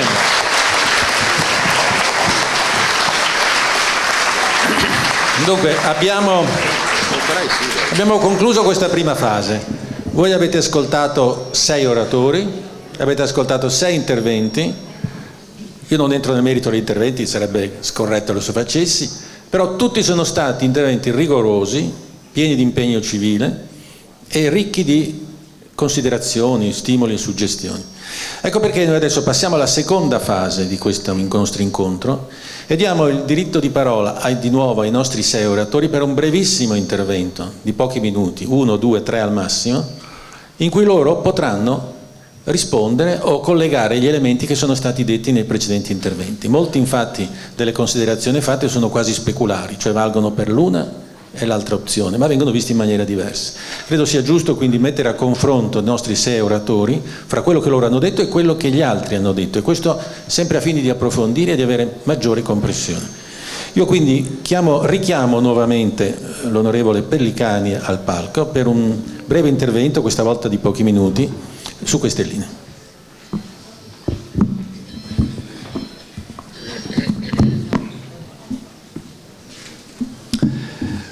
Bene, grazie. Io ho sentito e condivido moltissime delle cose che sono state dette. Allora, e confermano quello che dicevo prima, perché io capisco il malcontento, capisco la rabbia e la condivido soprattutto in queste giornate, ma noi dobbiamo chiarirci se vogliamo evocare i problemi, se vogliamo manifestare e esprimere la nostra rabbia, o se pure vogliamo cercare di risolverli una volta per tutte e di porre da parte l'attenzione, la giusta attenzione che merita questa città da parte del governo e delle istituzioni. Un conto, come dicevo prima, sono i problemi, è l'amministrazione, un conto sono le identità. La cattiva amministrazione, concordo anch'io con quanto è stato detto, quei cosi lì, Maria Laura, quegli alberghi. Io ho fatto la battaglia in Consiglio Comunale contro quelle cose lì. Per gli incentivi ai negozi di Mestre chiusi come a Padova, ho fatto la battaglia in Consiglio Comunale. La politica è fatta di queste cose qui anche. L'abbiamo persa, cambiamo il sindaco allora, non è che dobbiamo sfasciare il comune perché il sindaco fa delle scelte sbagliate. Chi ci dà la garanzia che un sindaco di Mestre, un sindaco di Venezia non faccia le stesse scelte, che non raddoppi gli alberghi? Chi ce lo dice? Magari per scaricare, per incassare oneri di urbanizzazione, IMU, tassa di soggiorno e scaricare i turisti della città antica. Chi ce lo garantisce che a Venezia non diventi sindaco un albergatore, un motoscafista che trasformi definitivamente Venezia in Disney? Chi ce lo garantisce? L'avvocato Super ce lo garantisce? Chi ce lo garantisce questo? Allora, vogliamo parlare di politica o vogliamo sfogarci e basta? La legge speciale per Venezia c'è, è stato ricordato in più occasioni. Il sindaco non ha poteri magici, ragazzi. Chiariamoci, è stato ricordato prima, Massimo Cacciari da sindaco fu l'unico a votare contro il Mose al Comitatone e abbiamo visto come è andata a finire, il Mose è lì lo stesso. Allora dobbiamo cominciare a ragionare, la legge speciale per Venezia c'è, dobbiamo aggiornarla e rifinanziarla. Giusto chi diceva prima, non mi ricordo, trovare dei flussi continui e costanti per Venezia, che significa ad esempio sperimentare in città l'autonomia impositiva. Questa è l'autonomia differenziata che ci piace, questo è quello che serve alla città. Tutto il resto, scusatemi, è giusto sfogo, ma noi non possiamo pensare di sfasciare il comune per risolvere i problemi della città. Basta, no. Niente ululati, per cortesia. Dai. Richiamo Laura Faccini.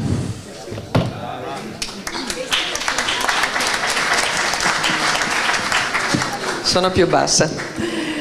Allora, intanto saluto Stefano Zecchi che è tra noi e questo mi dà il là per dire che io fungo da portavoce di Mestre Mia, che è una delle associazioni con altri comitati che hanno costituito un coordinamento per Mestre da terraferma.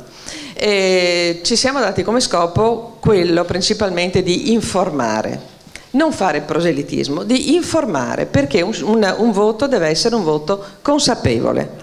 Allora noi abbiamo aperto un infopoint in piazza Ferretto, abbiamo seguito la normativa comunale che prevede che non vengano date indicazioni esposte, appunto indicazioni di voto, e anche su questo siamo stati criticati.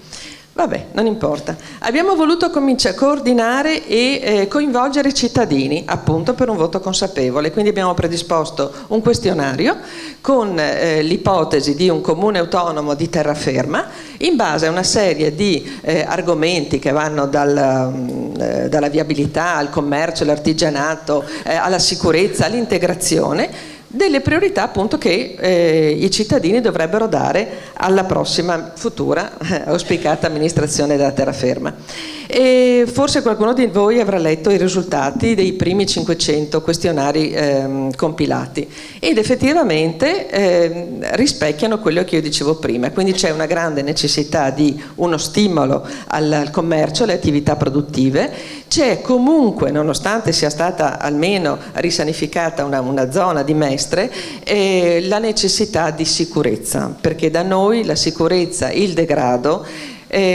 purtroppo sono un problema molto, molto sentito e molto grave. E questo anche dovuto al fatto che moltissimi negozi a Mestre in terraferma hanno tirato giù le saracinesche, quindi voi sapete che quando c'è una vetrina buia cambia tutto, c'è il buio, c'è una questione di controllo sociale, di pericolo, le persone non escono volentieri se non vedono la luce. Teniamo anche conto che l'illuminazione stradale a Mestre è terrificante, cioè praticamente non si vede niente. E quindi abbiamo voluto fare questo sforzo di coinvolgere i cittadini.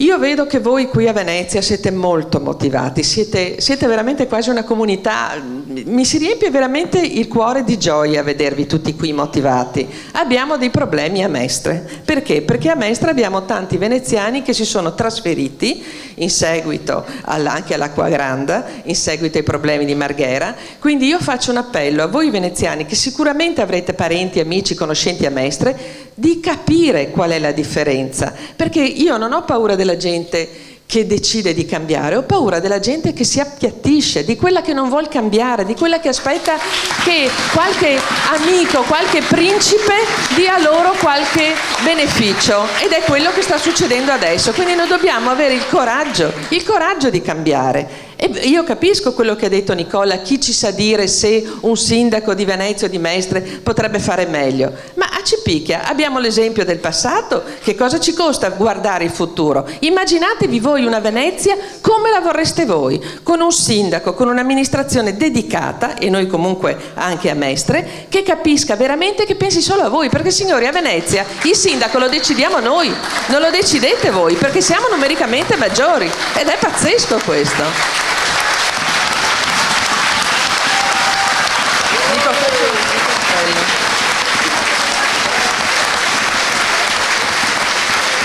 Appunto per questo motivo io faccio un appello a voi per invitare tutti i vostri amici, se volete venire anche voi, il 28 novembre al Teatro Corso alle ore 18 faremo un dibattito. Altra cosa, perché i sostenitori del no non ci hanno mai invitato ad un dibattito, siamo sempre stati noi sostenitori, coordinamento del sì, a invitare i sostenitori del no, anche magari a farci pubblicità negativa, ma l'abbiamo avuta noi. Qui siete no? Sì, ma sì, esatto, ma queste sono istituzioni esterne. Invece i sostenitori del no non hanno fatto nulla, ci hanno soltanto detto dietro, purtroppo. L'ultima cosa, sì, l'unico pensiero, l'unica maniera di prendere una decisione giusta è sapere quale sia quella sbagliata. Questa è stata detta da Paolo Coelho. Per noi questa è quella giusta, votate sì.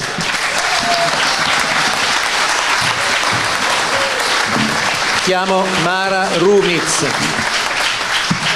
Brevissima, a me i processi disgregativi spaventano sempre. Dove ci fermiamo poi?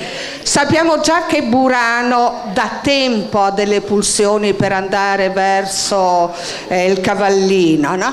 Ed è vero che il Cavallino che si è separato anni fa adesso pare che stiano bene, però è molto diverso da Venezia. Al Cavallino tutti si riconoscono, appunto a Sabbioni, tutti si riconoscono con l'economia che lì c'è, i campeggi e quant'altro. Il nostro territorio, il nostro comune è ben più complesso e francamente io credo che sia di interesse reciproco continuare, per esempio per Venezia, verificare cosa succede a Marghera rispetto relativamente ai temi della bonifica, ai temi dell'uso della laguna e quant'altro. Francamente a me non interessa essere il più bel borgo d'Italia, siamo la più bella città del mondo, e per essere la più bella città del mondo io credo che ci debbano essere anche gli strumenti fatti anche di numero di abitanti per ottenere il meglio. Naturalmente, ma l'ho già detto prima, riconoscendo poteri autonomi a questa parte del territorio, attenzione, non solo il Venezia insulare, ma le sue isole e la laguna. Il governo unitario della laguna non lo risolviamo con la separazione. Chiamo Marco Gasparinetti.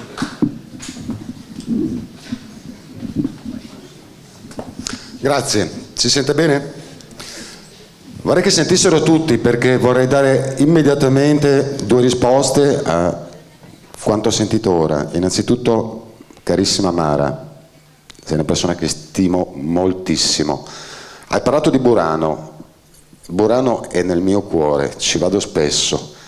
A me dicono che a Burano, il giorno dopo questo referendum, se non venisse raggiunto il quorum, partirebbero subito con la raccolta firme per fare quello che ha fatto Cavrino Treporti e ricongiungersi con Cavrino Treporti, e se vince il no, se vince l'astensionismo, che perdiamo Burano. Perché i buranelli, quando hanno l'acqua fin qua, di essere vittime di decisioni prese da gente che non sa neanche cosa sia l'acqua alta, sono stanchi. In un comune unico della Venezia insulare avremo Burano, Murano e tutte le isole. Nel comune unico attuale, se fallisce il referendum, la raccolta firme partirà il giorno dopo e perderemo Burano, come abbiamo perso Cavrino Treporti. Vorrei rispondere anche all'onorevole Pellicani, che ha parlato di sfasciare il comune unico. No, la nostra esperienza è che il comune unico sta sfasciando il tessuto sociale e economico di questa città. La nostra è legittima difesa. Sarebbe come chiedere a una moglie picchiata dal marito giorno e notte: stai sfasciando il matrimonio. No, lasciamo perdere questa espressione. Nessuno sta sfasciando niente, nessuno.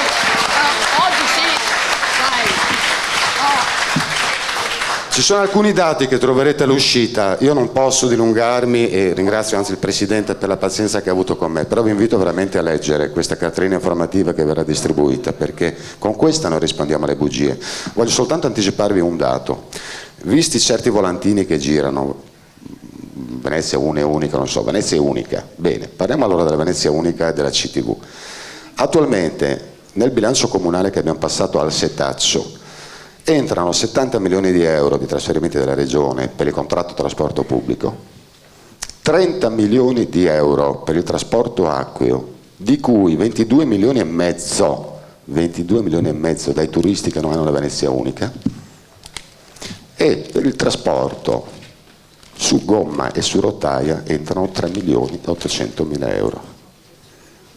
Quando si rivedranno le tariffe, chi ha già l'abbonamento Venezia unica, Mestre unica, quello che sia, non potrà mai pagare più di quello che paga adesso, anche perché voi ve la immaginate la rivolta dei 30.000 pendolari a cui aumenteremmo l'abbonamento.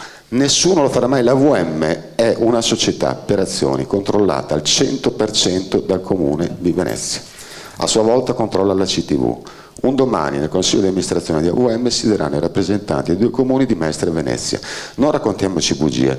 Vedo il Presidente che si avvicina, quindi temo di aver esaurito i miei tempi, però invito tutti a leggere questo documento che spareremo in rete, chiaramente sarà disponibile anche online a partire da domani, e credo che alcuni quotidiani ne faranno uso già da oggi, quindi chi lo vorrà potrà approfondire questi temi e iscriversi eventualmente, saremo a disposizione di tutti.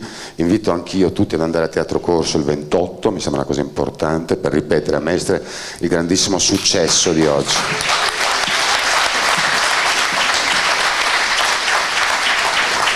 È ora la volta di Laura Fincato.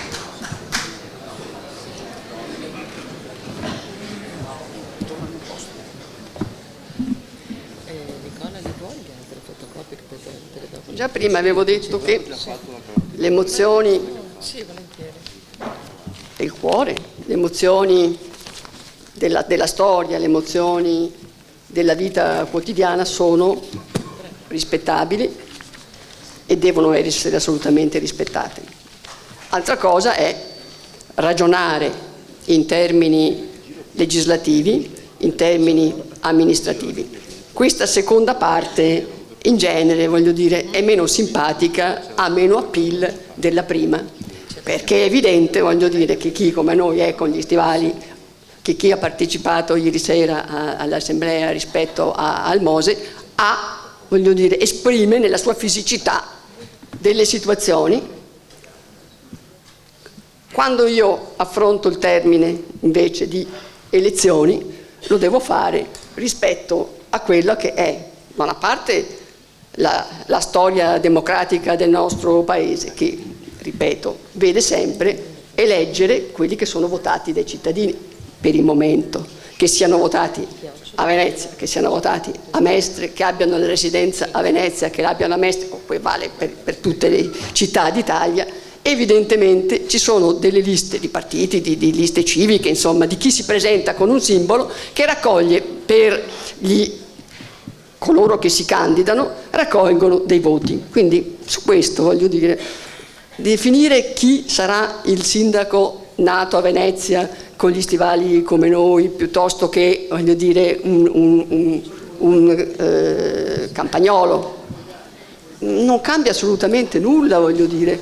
Perché io credo, voglio dire, che l'esperienza che prima ho citato, correggo l'errore, anche Orsoni aveva casa di fronte al comune, degli ultimi sindaci, di quelli con i quali, diciamo, ho amministrato, di quelli di cui sono stata cittadina amministrata, avevano tutti quanti una storia di appartenenza personale, oltre che familiare, assolutamente veneziana. Torno allora ad un ragionamento molto semplice. Ci sono dei problemi e ci sono dei modi per affrontare i problemi e ci sono delle risorse per risolvere i problemi che, in una logica così stretta come quella, pur, diciamo, difficile di quella di Venezia, non troveranno e non trovano risposte. Io prima ho voluto sottolineare, ma non per, diciamo, piaggeria di appartenenza politica, ma il lavoro fatto dal parlamentare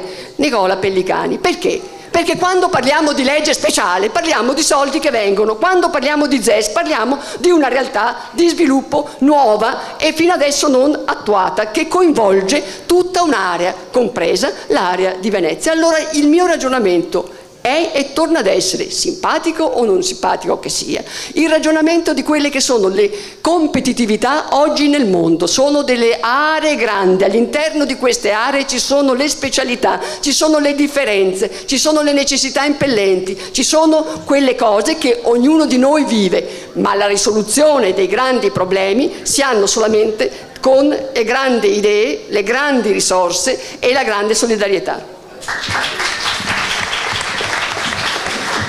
E infine Giorgio Supiei.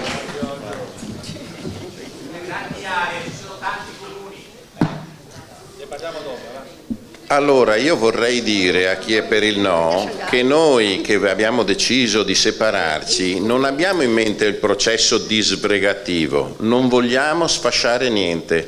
La nostra posizione è idealistica, noi guardiamo al futuro. Quello che è il passato, un velo pietoso sul passato, il nostro è un processo costruttivo. Noi vogliamo un'amministrazione attenta ai veneziani. Il sindaco che mi rappresenta non può venirmi a dire dopo 4 anni e mezzo di amministrazione e dopo che è subentrato a delle elezioni dove c'è stato lo scandalo del Mose e sono stati arrestati, che non sa nulla del Mose. Non può, perché se io posso accettarlo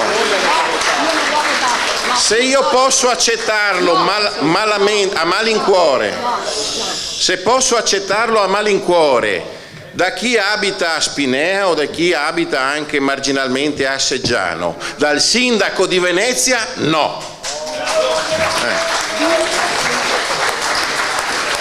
E altrettanto non posso essere amministrato da chi mi fa denunce catastrofiche su che cosa succede sul casinò, su che cosa succede sui biglietti della CTV.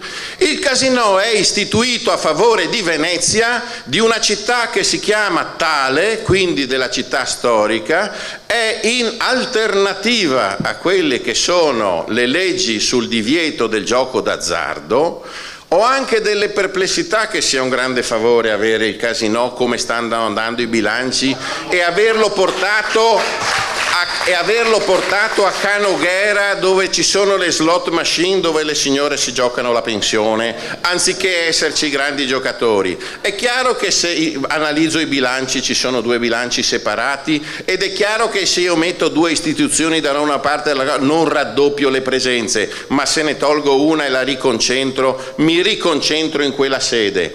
Il comune ha 16 milioni di utili, non posso dire che il casinò fallisce, non posso dire che i biglietti della CTV si raddoppiano, e chiudo, Presidente, e chiudo, si raddoppiano i biglietti della CTV, quando invece sono ancora unici e sono a €1,50 per andare da Venezia a Chioggia o per andare da Venezia a Cavallino, che sono comuni separati. Basta con le false notizie. E lancio un appello in conclusione. Siccome andando a farmi riparare la macchina all'inizio del terraglio, a Via Gatta mi dicevano: ma la separazione amministrativa, ma quando è? Che cos'è? Ma è vero che c'è. Facciamo propaganda affinché tutti i cittadini del comune, ivi compresi quelli in margine, in fondo a Murano, ma a Murano hanno avuto l'acqua alta e lo sanno, e quelli delle zone più limitrofe di Mestre, siano informati e vadano, come abbiamo detto tutti, a votare, e non un astensionismo vergognoso.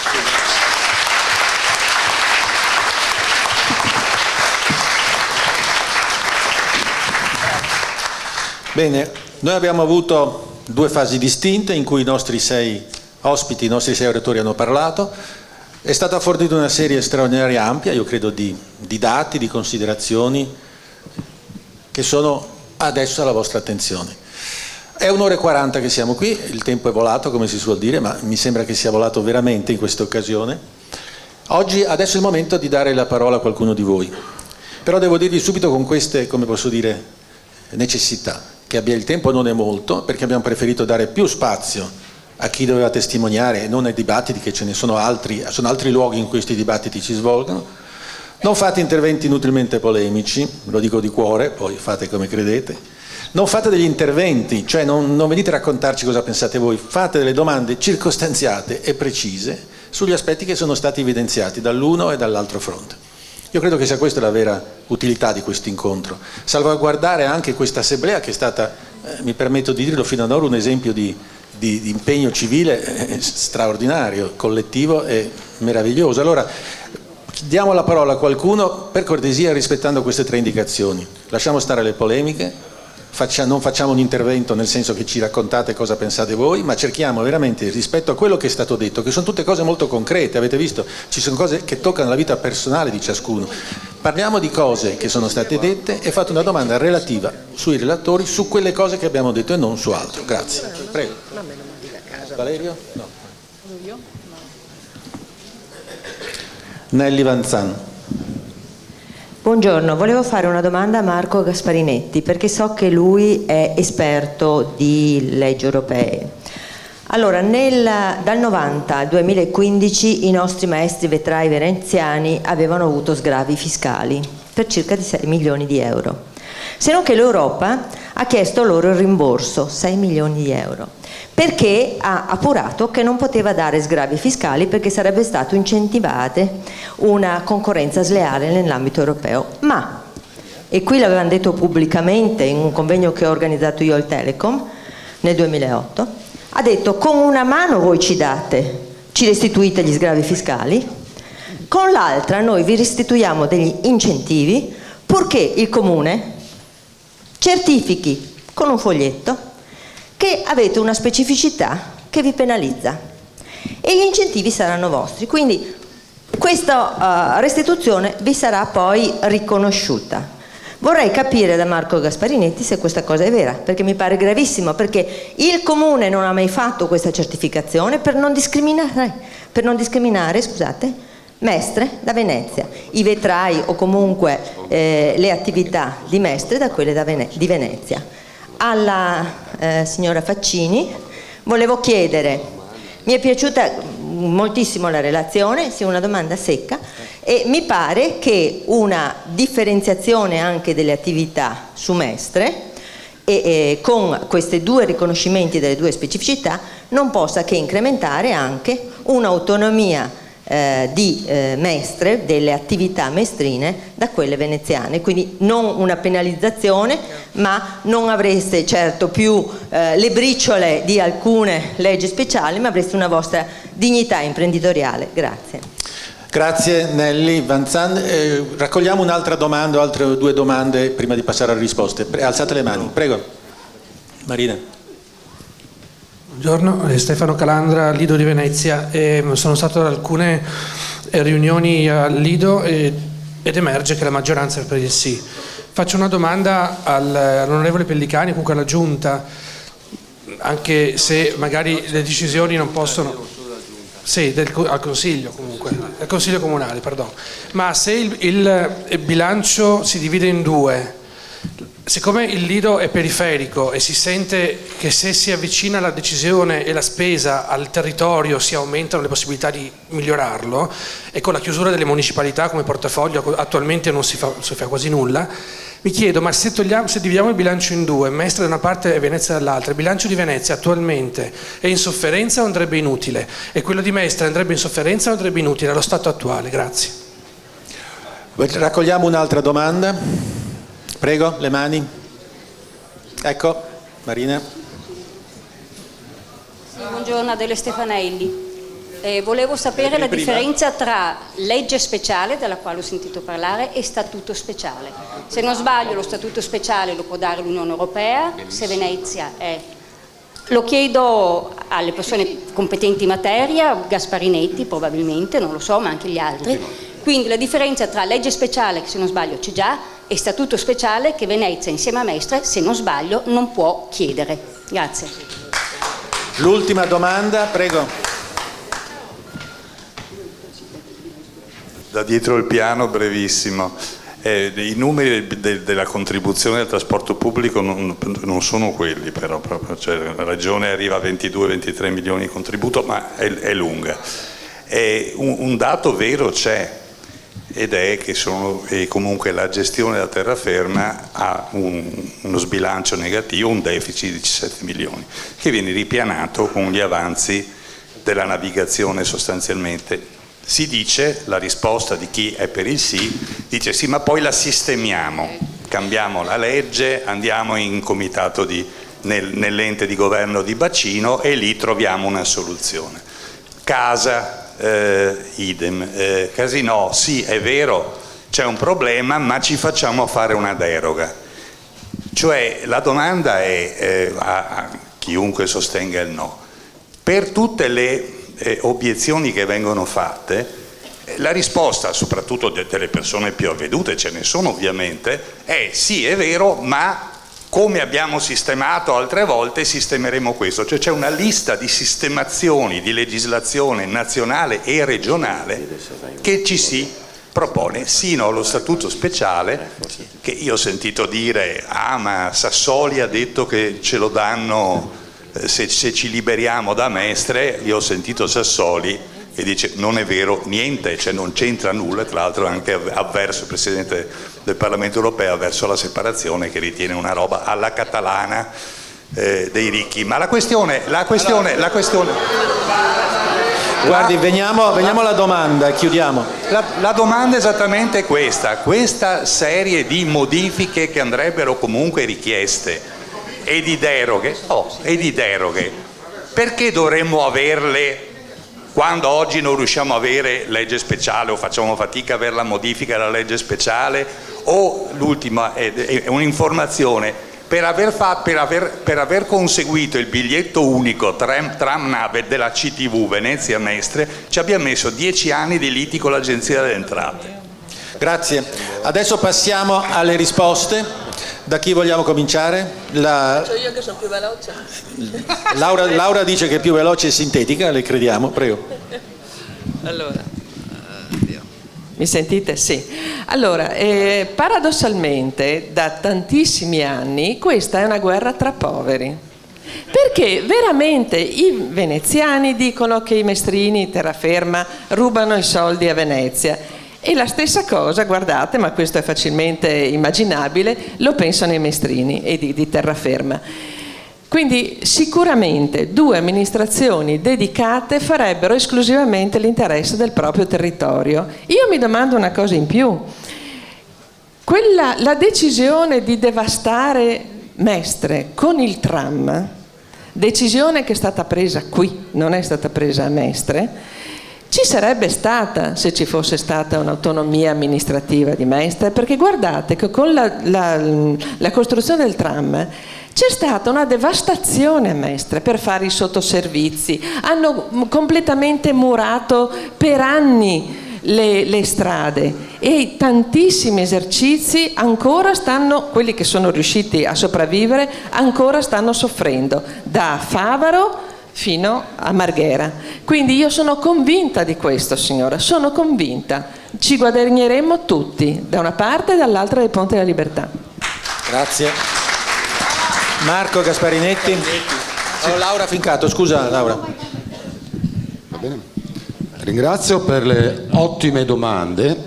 Rispondo innanzitutto su una questione e per farlo citerò il documento che troverete all'uscita, in cui ci sono esempi di sprechi che nel Comune Unico trovano spazio, perché anche andare solo a leggerli il bilancio Comune Unico è un'impresa. Noi abbiamo dovuto farlo fare da persone che di mestiere fanno la revisione dei bilanci pubblici per riuscire a capire qualcosa. Ora, il passaggio che vorrei citare per poi rispondere invece su legge speciale, statuto speciale, incentivi e aiuti di Stato. Scusate un attimo solo, la storia del Comune Unico è piena di sprechi e follie, a partire dal ponte della Costituzione detto Calatrava. Venezia mantiene Mestre o è Mestre che mantiene Venezia, sono due falsità usate per dividerci divide et impera. La realtà è che siamo noi contribuenti a mantenere una macchina elefantiaca, opaca e propensa agli sprechi, perché non deve renderne conto a nessuno. Laura? Avvicinare il centro di spesa. Non è finito. Chiedo scusa, avvicinare i centri di spesa alle comunità dei cittadini è la miglior garanzia di trasparenza per poter chiedere conto di come vengono spesi i nostri soldi.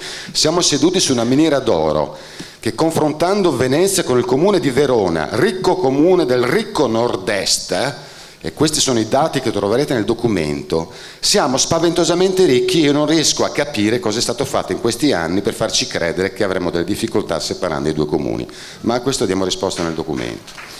Statuto speciale, legge speciale, scusate, niente applauso per cortesia, perché invece adesso è una discussione puramente tecnica.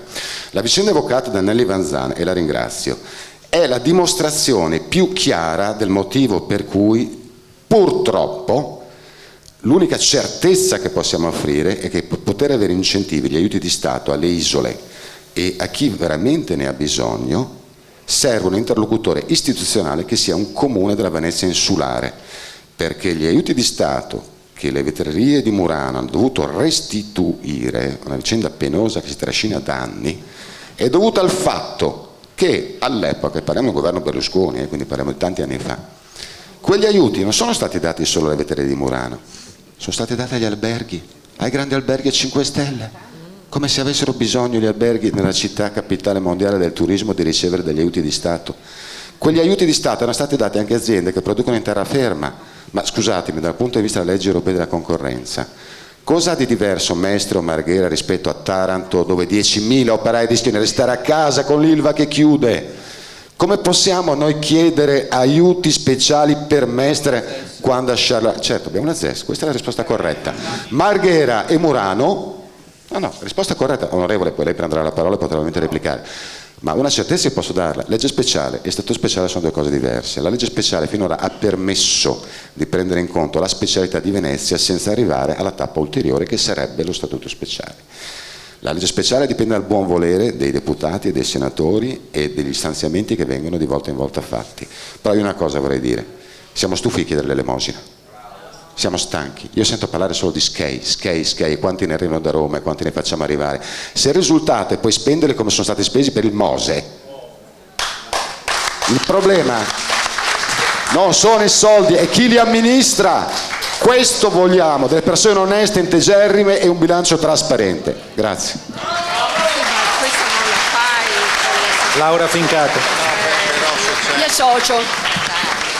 Persone oneste, bilanci trasparenti, leggibili, perché in effetti per chi li scrive no, certo, esattamente, no, ma io ho detto concordo, bilanci leggibili, bilanci corretti, bilanci confrontabili, bilanci discutibili, non soltanto nella sede dei consigli comunali dove poi si votano, ma nelle partecipazioni dei cittadini che poi questi bilanci creano e questi bilanci soffrono o comunque insomma vivono nella quotidianità.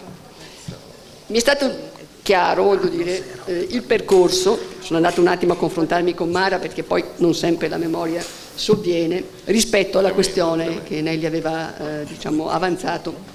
I vieti di Murano, per intenderci, gli aiuti di Stato, la competenza e la competitività. E mi ricordo benissimo che, essendo nella giunta di Cacciari, venne affidato all'avvocato Alessio Vianello, io credo che tu abbia lavorato con lui, una questione rispetto alla quale onestamente non so quale sia stata la risposta. So che a un certo punto è stato Alessio Vianello che consigliò di abbandonare la situazione. È un avvocato, voglio dire, un professionista, io non sto dicendo di volontà politiche. In quel momento, voglio dire, i muranesi si rivolsero a lui e, ripeto, non ho notizie e quindi non do notizie che non possiedo. Certo che avere la legge speciale finanziata, la legge speciale attenta, voglio dire, alle diverse necessità. Sono anni che, da quando è stata istituita, ogni volta è un combattimento. Ogni volta è un combattimento, ma la legge c'è, come tante leggi in questo paese, poi naturalmente bisogna finanziarla. A maggior ragione, dico io, lo statuto speciale che ancora non c'è, e io non sono in grado di dire se e quando ci sarà, come ci sarà, non lo so, è comunque una cosa che non c'è in questo momento, quindi sono per essere assolutamente realista e fare le battaglie che si devono fare e si possono anche vincere, come quella, voglio dire, per un finanziamento alla legge speciale coerente, concorde, continuo, perché è mancata la continuità nei finanziamenti. Allora, voglio dire, torniamo al ragionamento che veniva fatto prima da Moro, che adesso non lo vedo, rispetto, voglio dire, alle cose reali, a quelle che si possono certificare. Io ho letto, sono su Facebook, quindi sto seguendo queste, vicende del sì e del no, con tutto rispetto per il sì e per il no, su questo social, e quindi diciamo che venendo qui ero un po' preparata, venendo qui ho mantenuto i miei convincimenti molto probabilmente come la maggior parte di quelli che sono venuti qui, va benissimo così, e però voglio dire anche questo dibattito sulla diversità e il vantaggio o svantaggio da un punto di vista economico nella separazione e nell'unione sono stati a lungo trattati. C'è un amico che ha scritto addirittura a puntate 10 ragioni di luminosi giorni. Sono le ragioni documentate da lui, dalla sua parte, voglio dire, ma non importa, ognuno dà i giudizi che gli pare, voglio dire, l'ha scritto, se ne assume la responsabilità sulla veridicità di quello che scrive e sulle, invece, accuse generiche che può rivolgere. Non le ho scritte io,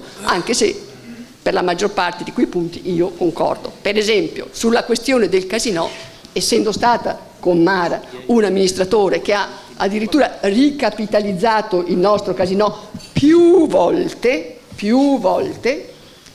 vengo a dire che mi pare normale, in base alla legislazione che oggi c'è, e che certamente può essere cambiata, come lo statuto speciale, tutto può essere fatto se si riesce a farlo nei tempi in cui si riescerà a farlo, ma rispondere alle domande di oggi con un faremo, vedremo, si può fare. Il si può fare intanto è molto aleatorio, il quando si farà ancora peggio in questa situazione. Una cosa è certificata: oggi la legge dice che il casinò è del Comune di Venezia. Quello che succede quando non ci sarà più il Comune di Venezia o non ci sarà più il Comune a Mestre è un altro paio di maniche, ma bisogna saperlo che è un altro paio di maniche.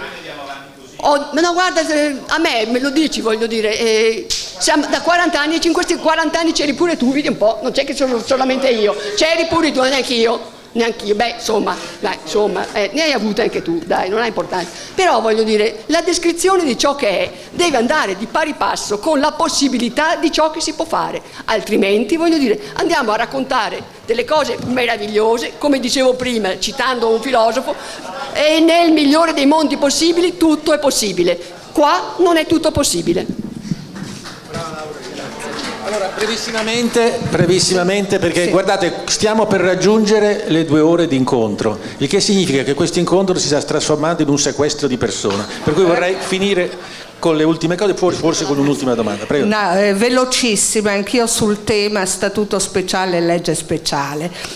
Allora, è già stata spiegata la differenza. Quello che io dico, certo, lavoriamo per lo statuto speciale, ma da subito pretendiamo una nuova legge speciale che ponga la questione dell'autonomia normativa di Venezia. Anzi, dirò una cosa in più: siccome qui oggi tutti quanti mi paiono già convinti e schierati, io pongo un'altra questione. Comunque vada, domenica prossima un impegno tra di noi proprio su questi temi, legge speciale, statuto speciale, risposte specifiche.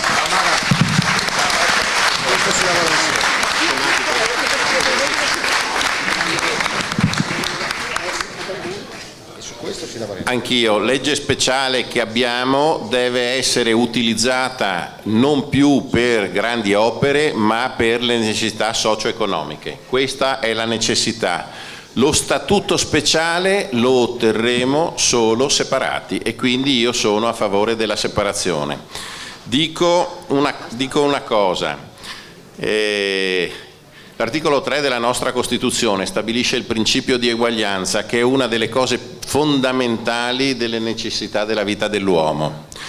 Il principio di disuguaglianza ha come corollario che a situazioni differenti, se io applico la stessa normativa, creo diseguaglianza. A situazioni diverse, come sono diverse Venezia da Mestre ed è indiscutibile, devo avere normative diverse, non posso stare unito e avere la stessa gestione, la stessa amministrazione, perché vado a ledere il principio di eguaglianza. E il secondo principio importantissimo è quello della libertà, dell'autodeterminazione di una comunità che, quando ritiene di avere delle necessità di sua gestione nella propria vita, ha il diritto di autodeterminarsi. Questi 2 principi trovano sacrosante risposte nella separazione. E lancio l'appello che è la mia chiusura finale di questo incontro. Ognuno di noi, se ci crede in questi 2 principi, vada via da qua dicendo: faccio una telefonata a un'altra persona, meglio se ne fa 10 e gli dice: va a votare e esprimerti, perché nessuno ti può comprimere questi 2 sacrosanti principi. Io poi spero che vadano a votare sì, ma anche se dovessero votare no, comunque è un grande senso civico e risponde ai principi di uguaglianza e libertà.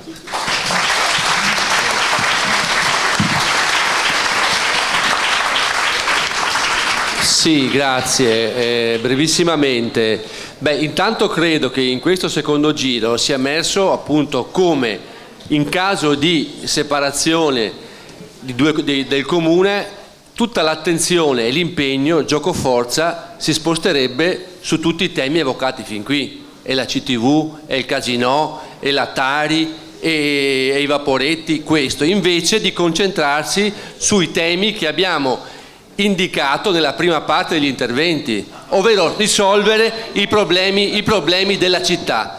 La legge speciale c'è, va aggiornata e rifinanziata, sono stati lungimiranti i nostri padri della Prima Repubblica nel farla e dobbiamo difenderla con i denti, perché quello abbiamo. E lo statuto speciale non è all'ordine del giorno, non possiamo illudere le persone, non è all'ordine del giorno in Europa, in città e nemmeno in Parlamento. Tanto più che io penso che deve essere l'Italia ad avere l'orgoglio di saper tutelare la città di Venezia, che è una città viva e non vera.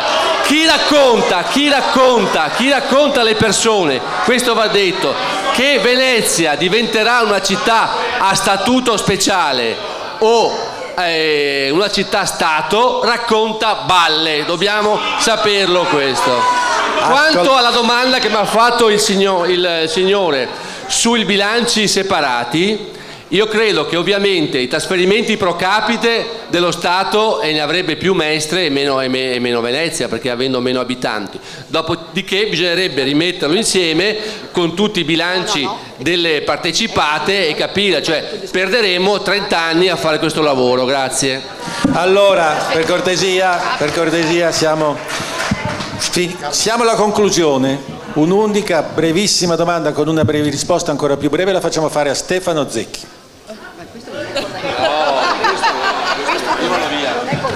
Ma perché è finita? Siamo due. No, non è corretto. Andiamo, Andiamo via perché sennò aveva chiesto la parola. Grazie, mi ha preso alla sprovvista. Breve. No, guardi, io vi dico questo, dopo anche aver sentito Mara Rumiz, io sono sempre più convinto che la signora Rumiz, se andava avanti a parlare, lei stessa si convinceva per il sì. No, perché ha fatto un intervento, lei mi ha visto, non ho perso una virgola. Ma posso dire questo, che guardate, quando c'è incertezza, adesso la professoressa Fincato mi ha provocato con Leibniz, io naturalmente sto buono perché no, io dico quando si è incerti su dove andare si guardi la storia, si veda la storia. Io sono un papà diversamente giovane e quando mio figlio mi chiede qualcosa dico: ma hai studiato la storia? No, perché non me la chiedono a scuola, perché non c'è, capito? Allora questa legge è una legge fascista che ha unito Mestre e Venezia, e i mestrini nel 26 si sono alzati e si sono trovati gente di serie B. Allora io mi chiedo, questa legge il 25 aprile 1945 doveva essere abolita per il rispetto dei cittadini di Venezia e per il rispetto dei cittadini di Mestre. Io avrei capito che in questi anni Mestre poteva diventare una city, un grande centro di raccolta finanziaria, multinazionale, avrebbe anche protetto Venezia da un turismo così come si dice mordi e fuggi. Non è accaduto, è accaduto che Mestre è sempre più maltrattata, Venezia è sempre più mal amministrata. Vedete un esempio? L'ultimo esempio. Ma no, è il sindaco, per 30 anni è stato sindaco della sinistra, cioè è stato un sindaco di sinistra. Allora sentite, voi che amate tanto questa unione, pensate una cosa, al tram. Il tram, ecco, allora guardate, a Piazzale Cialdini è una discarica, mettetela a posto. Va bene, grazie. Vuoi rispondere? Qualcuno vuole rispondere? No, scusatemi, va ben tutto, ma non si possono raccontare storie. Allora, è vero, c'era il fascismo ed è stata approvata la legge, ma non ditemi che quella doveva essere abolita perché è una legge fascista. vista. Seconda cosa, dai ragazzi miei, vogliamo prenderci in giro? Seconda cosa, non potete venire qui a dire Mestre sempre maltrattata. Andiamo a vedere com'era Mestre alla fine degli anni '80 o poco prima, che la piazza Ferretto. Ma cosa dite? Allora io vorrei che ci fosse un po' di obiettività nelle cose. No, Noi siamo quelli al silenzio, per favore. Silenzio. Per favore. Basta, silenzio per cortesia. Basta. Concludiamo per cortesia, soprattutto in prima fila. Concludiamo questa giornata, che è stata una giornata interessante, anche emozionante per quanto mi riguarda. Questa intensità, diciamo, di fervore civile, che anche morale, credo sia la cosa più importante, al di là di quello che avverrà nel referendum o meno. Grazie a tutti, ricordo che per chi non ne avesse avuto abbastanza, da domani sul canale YouTube del nuovo canale YouTube dell'Ateneo sarà riprodotta la giornata di oggi. Grazie.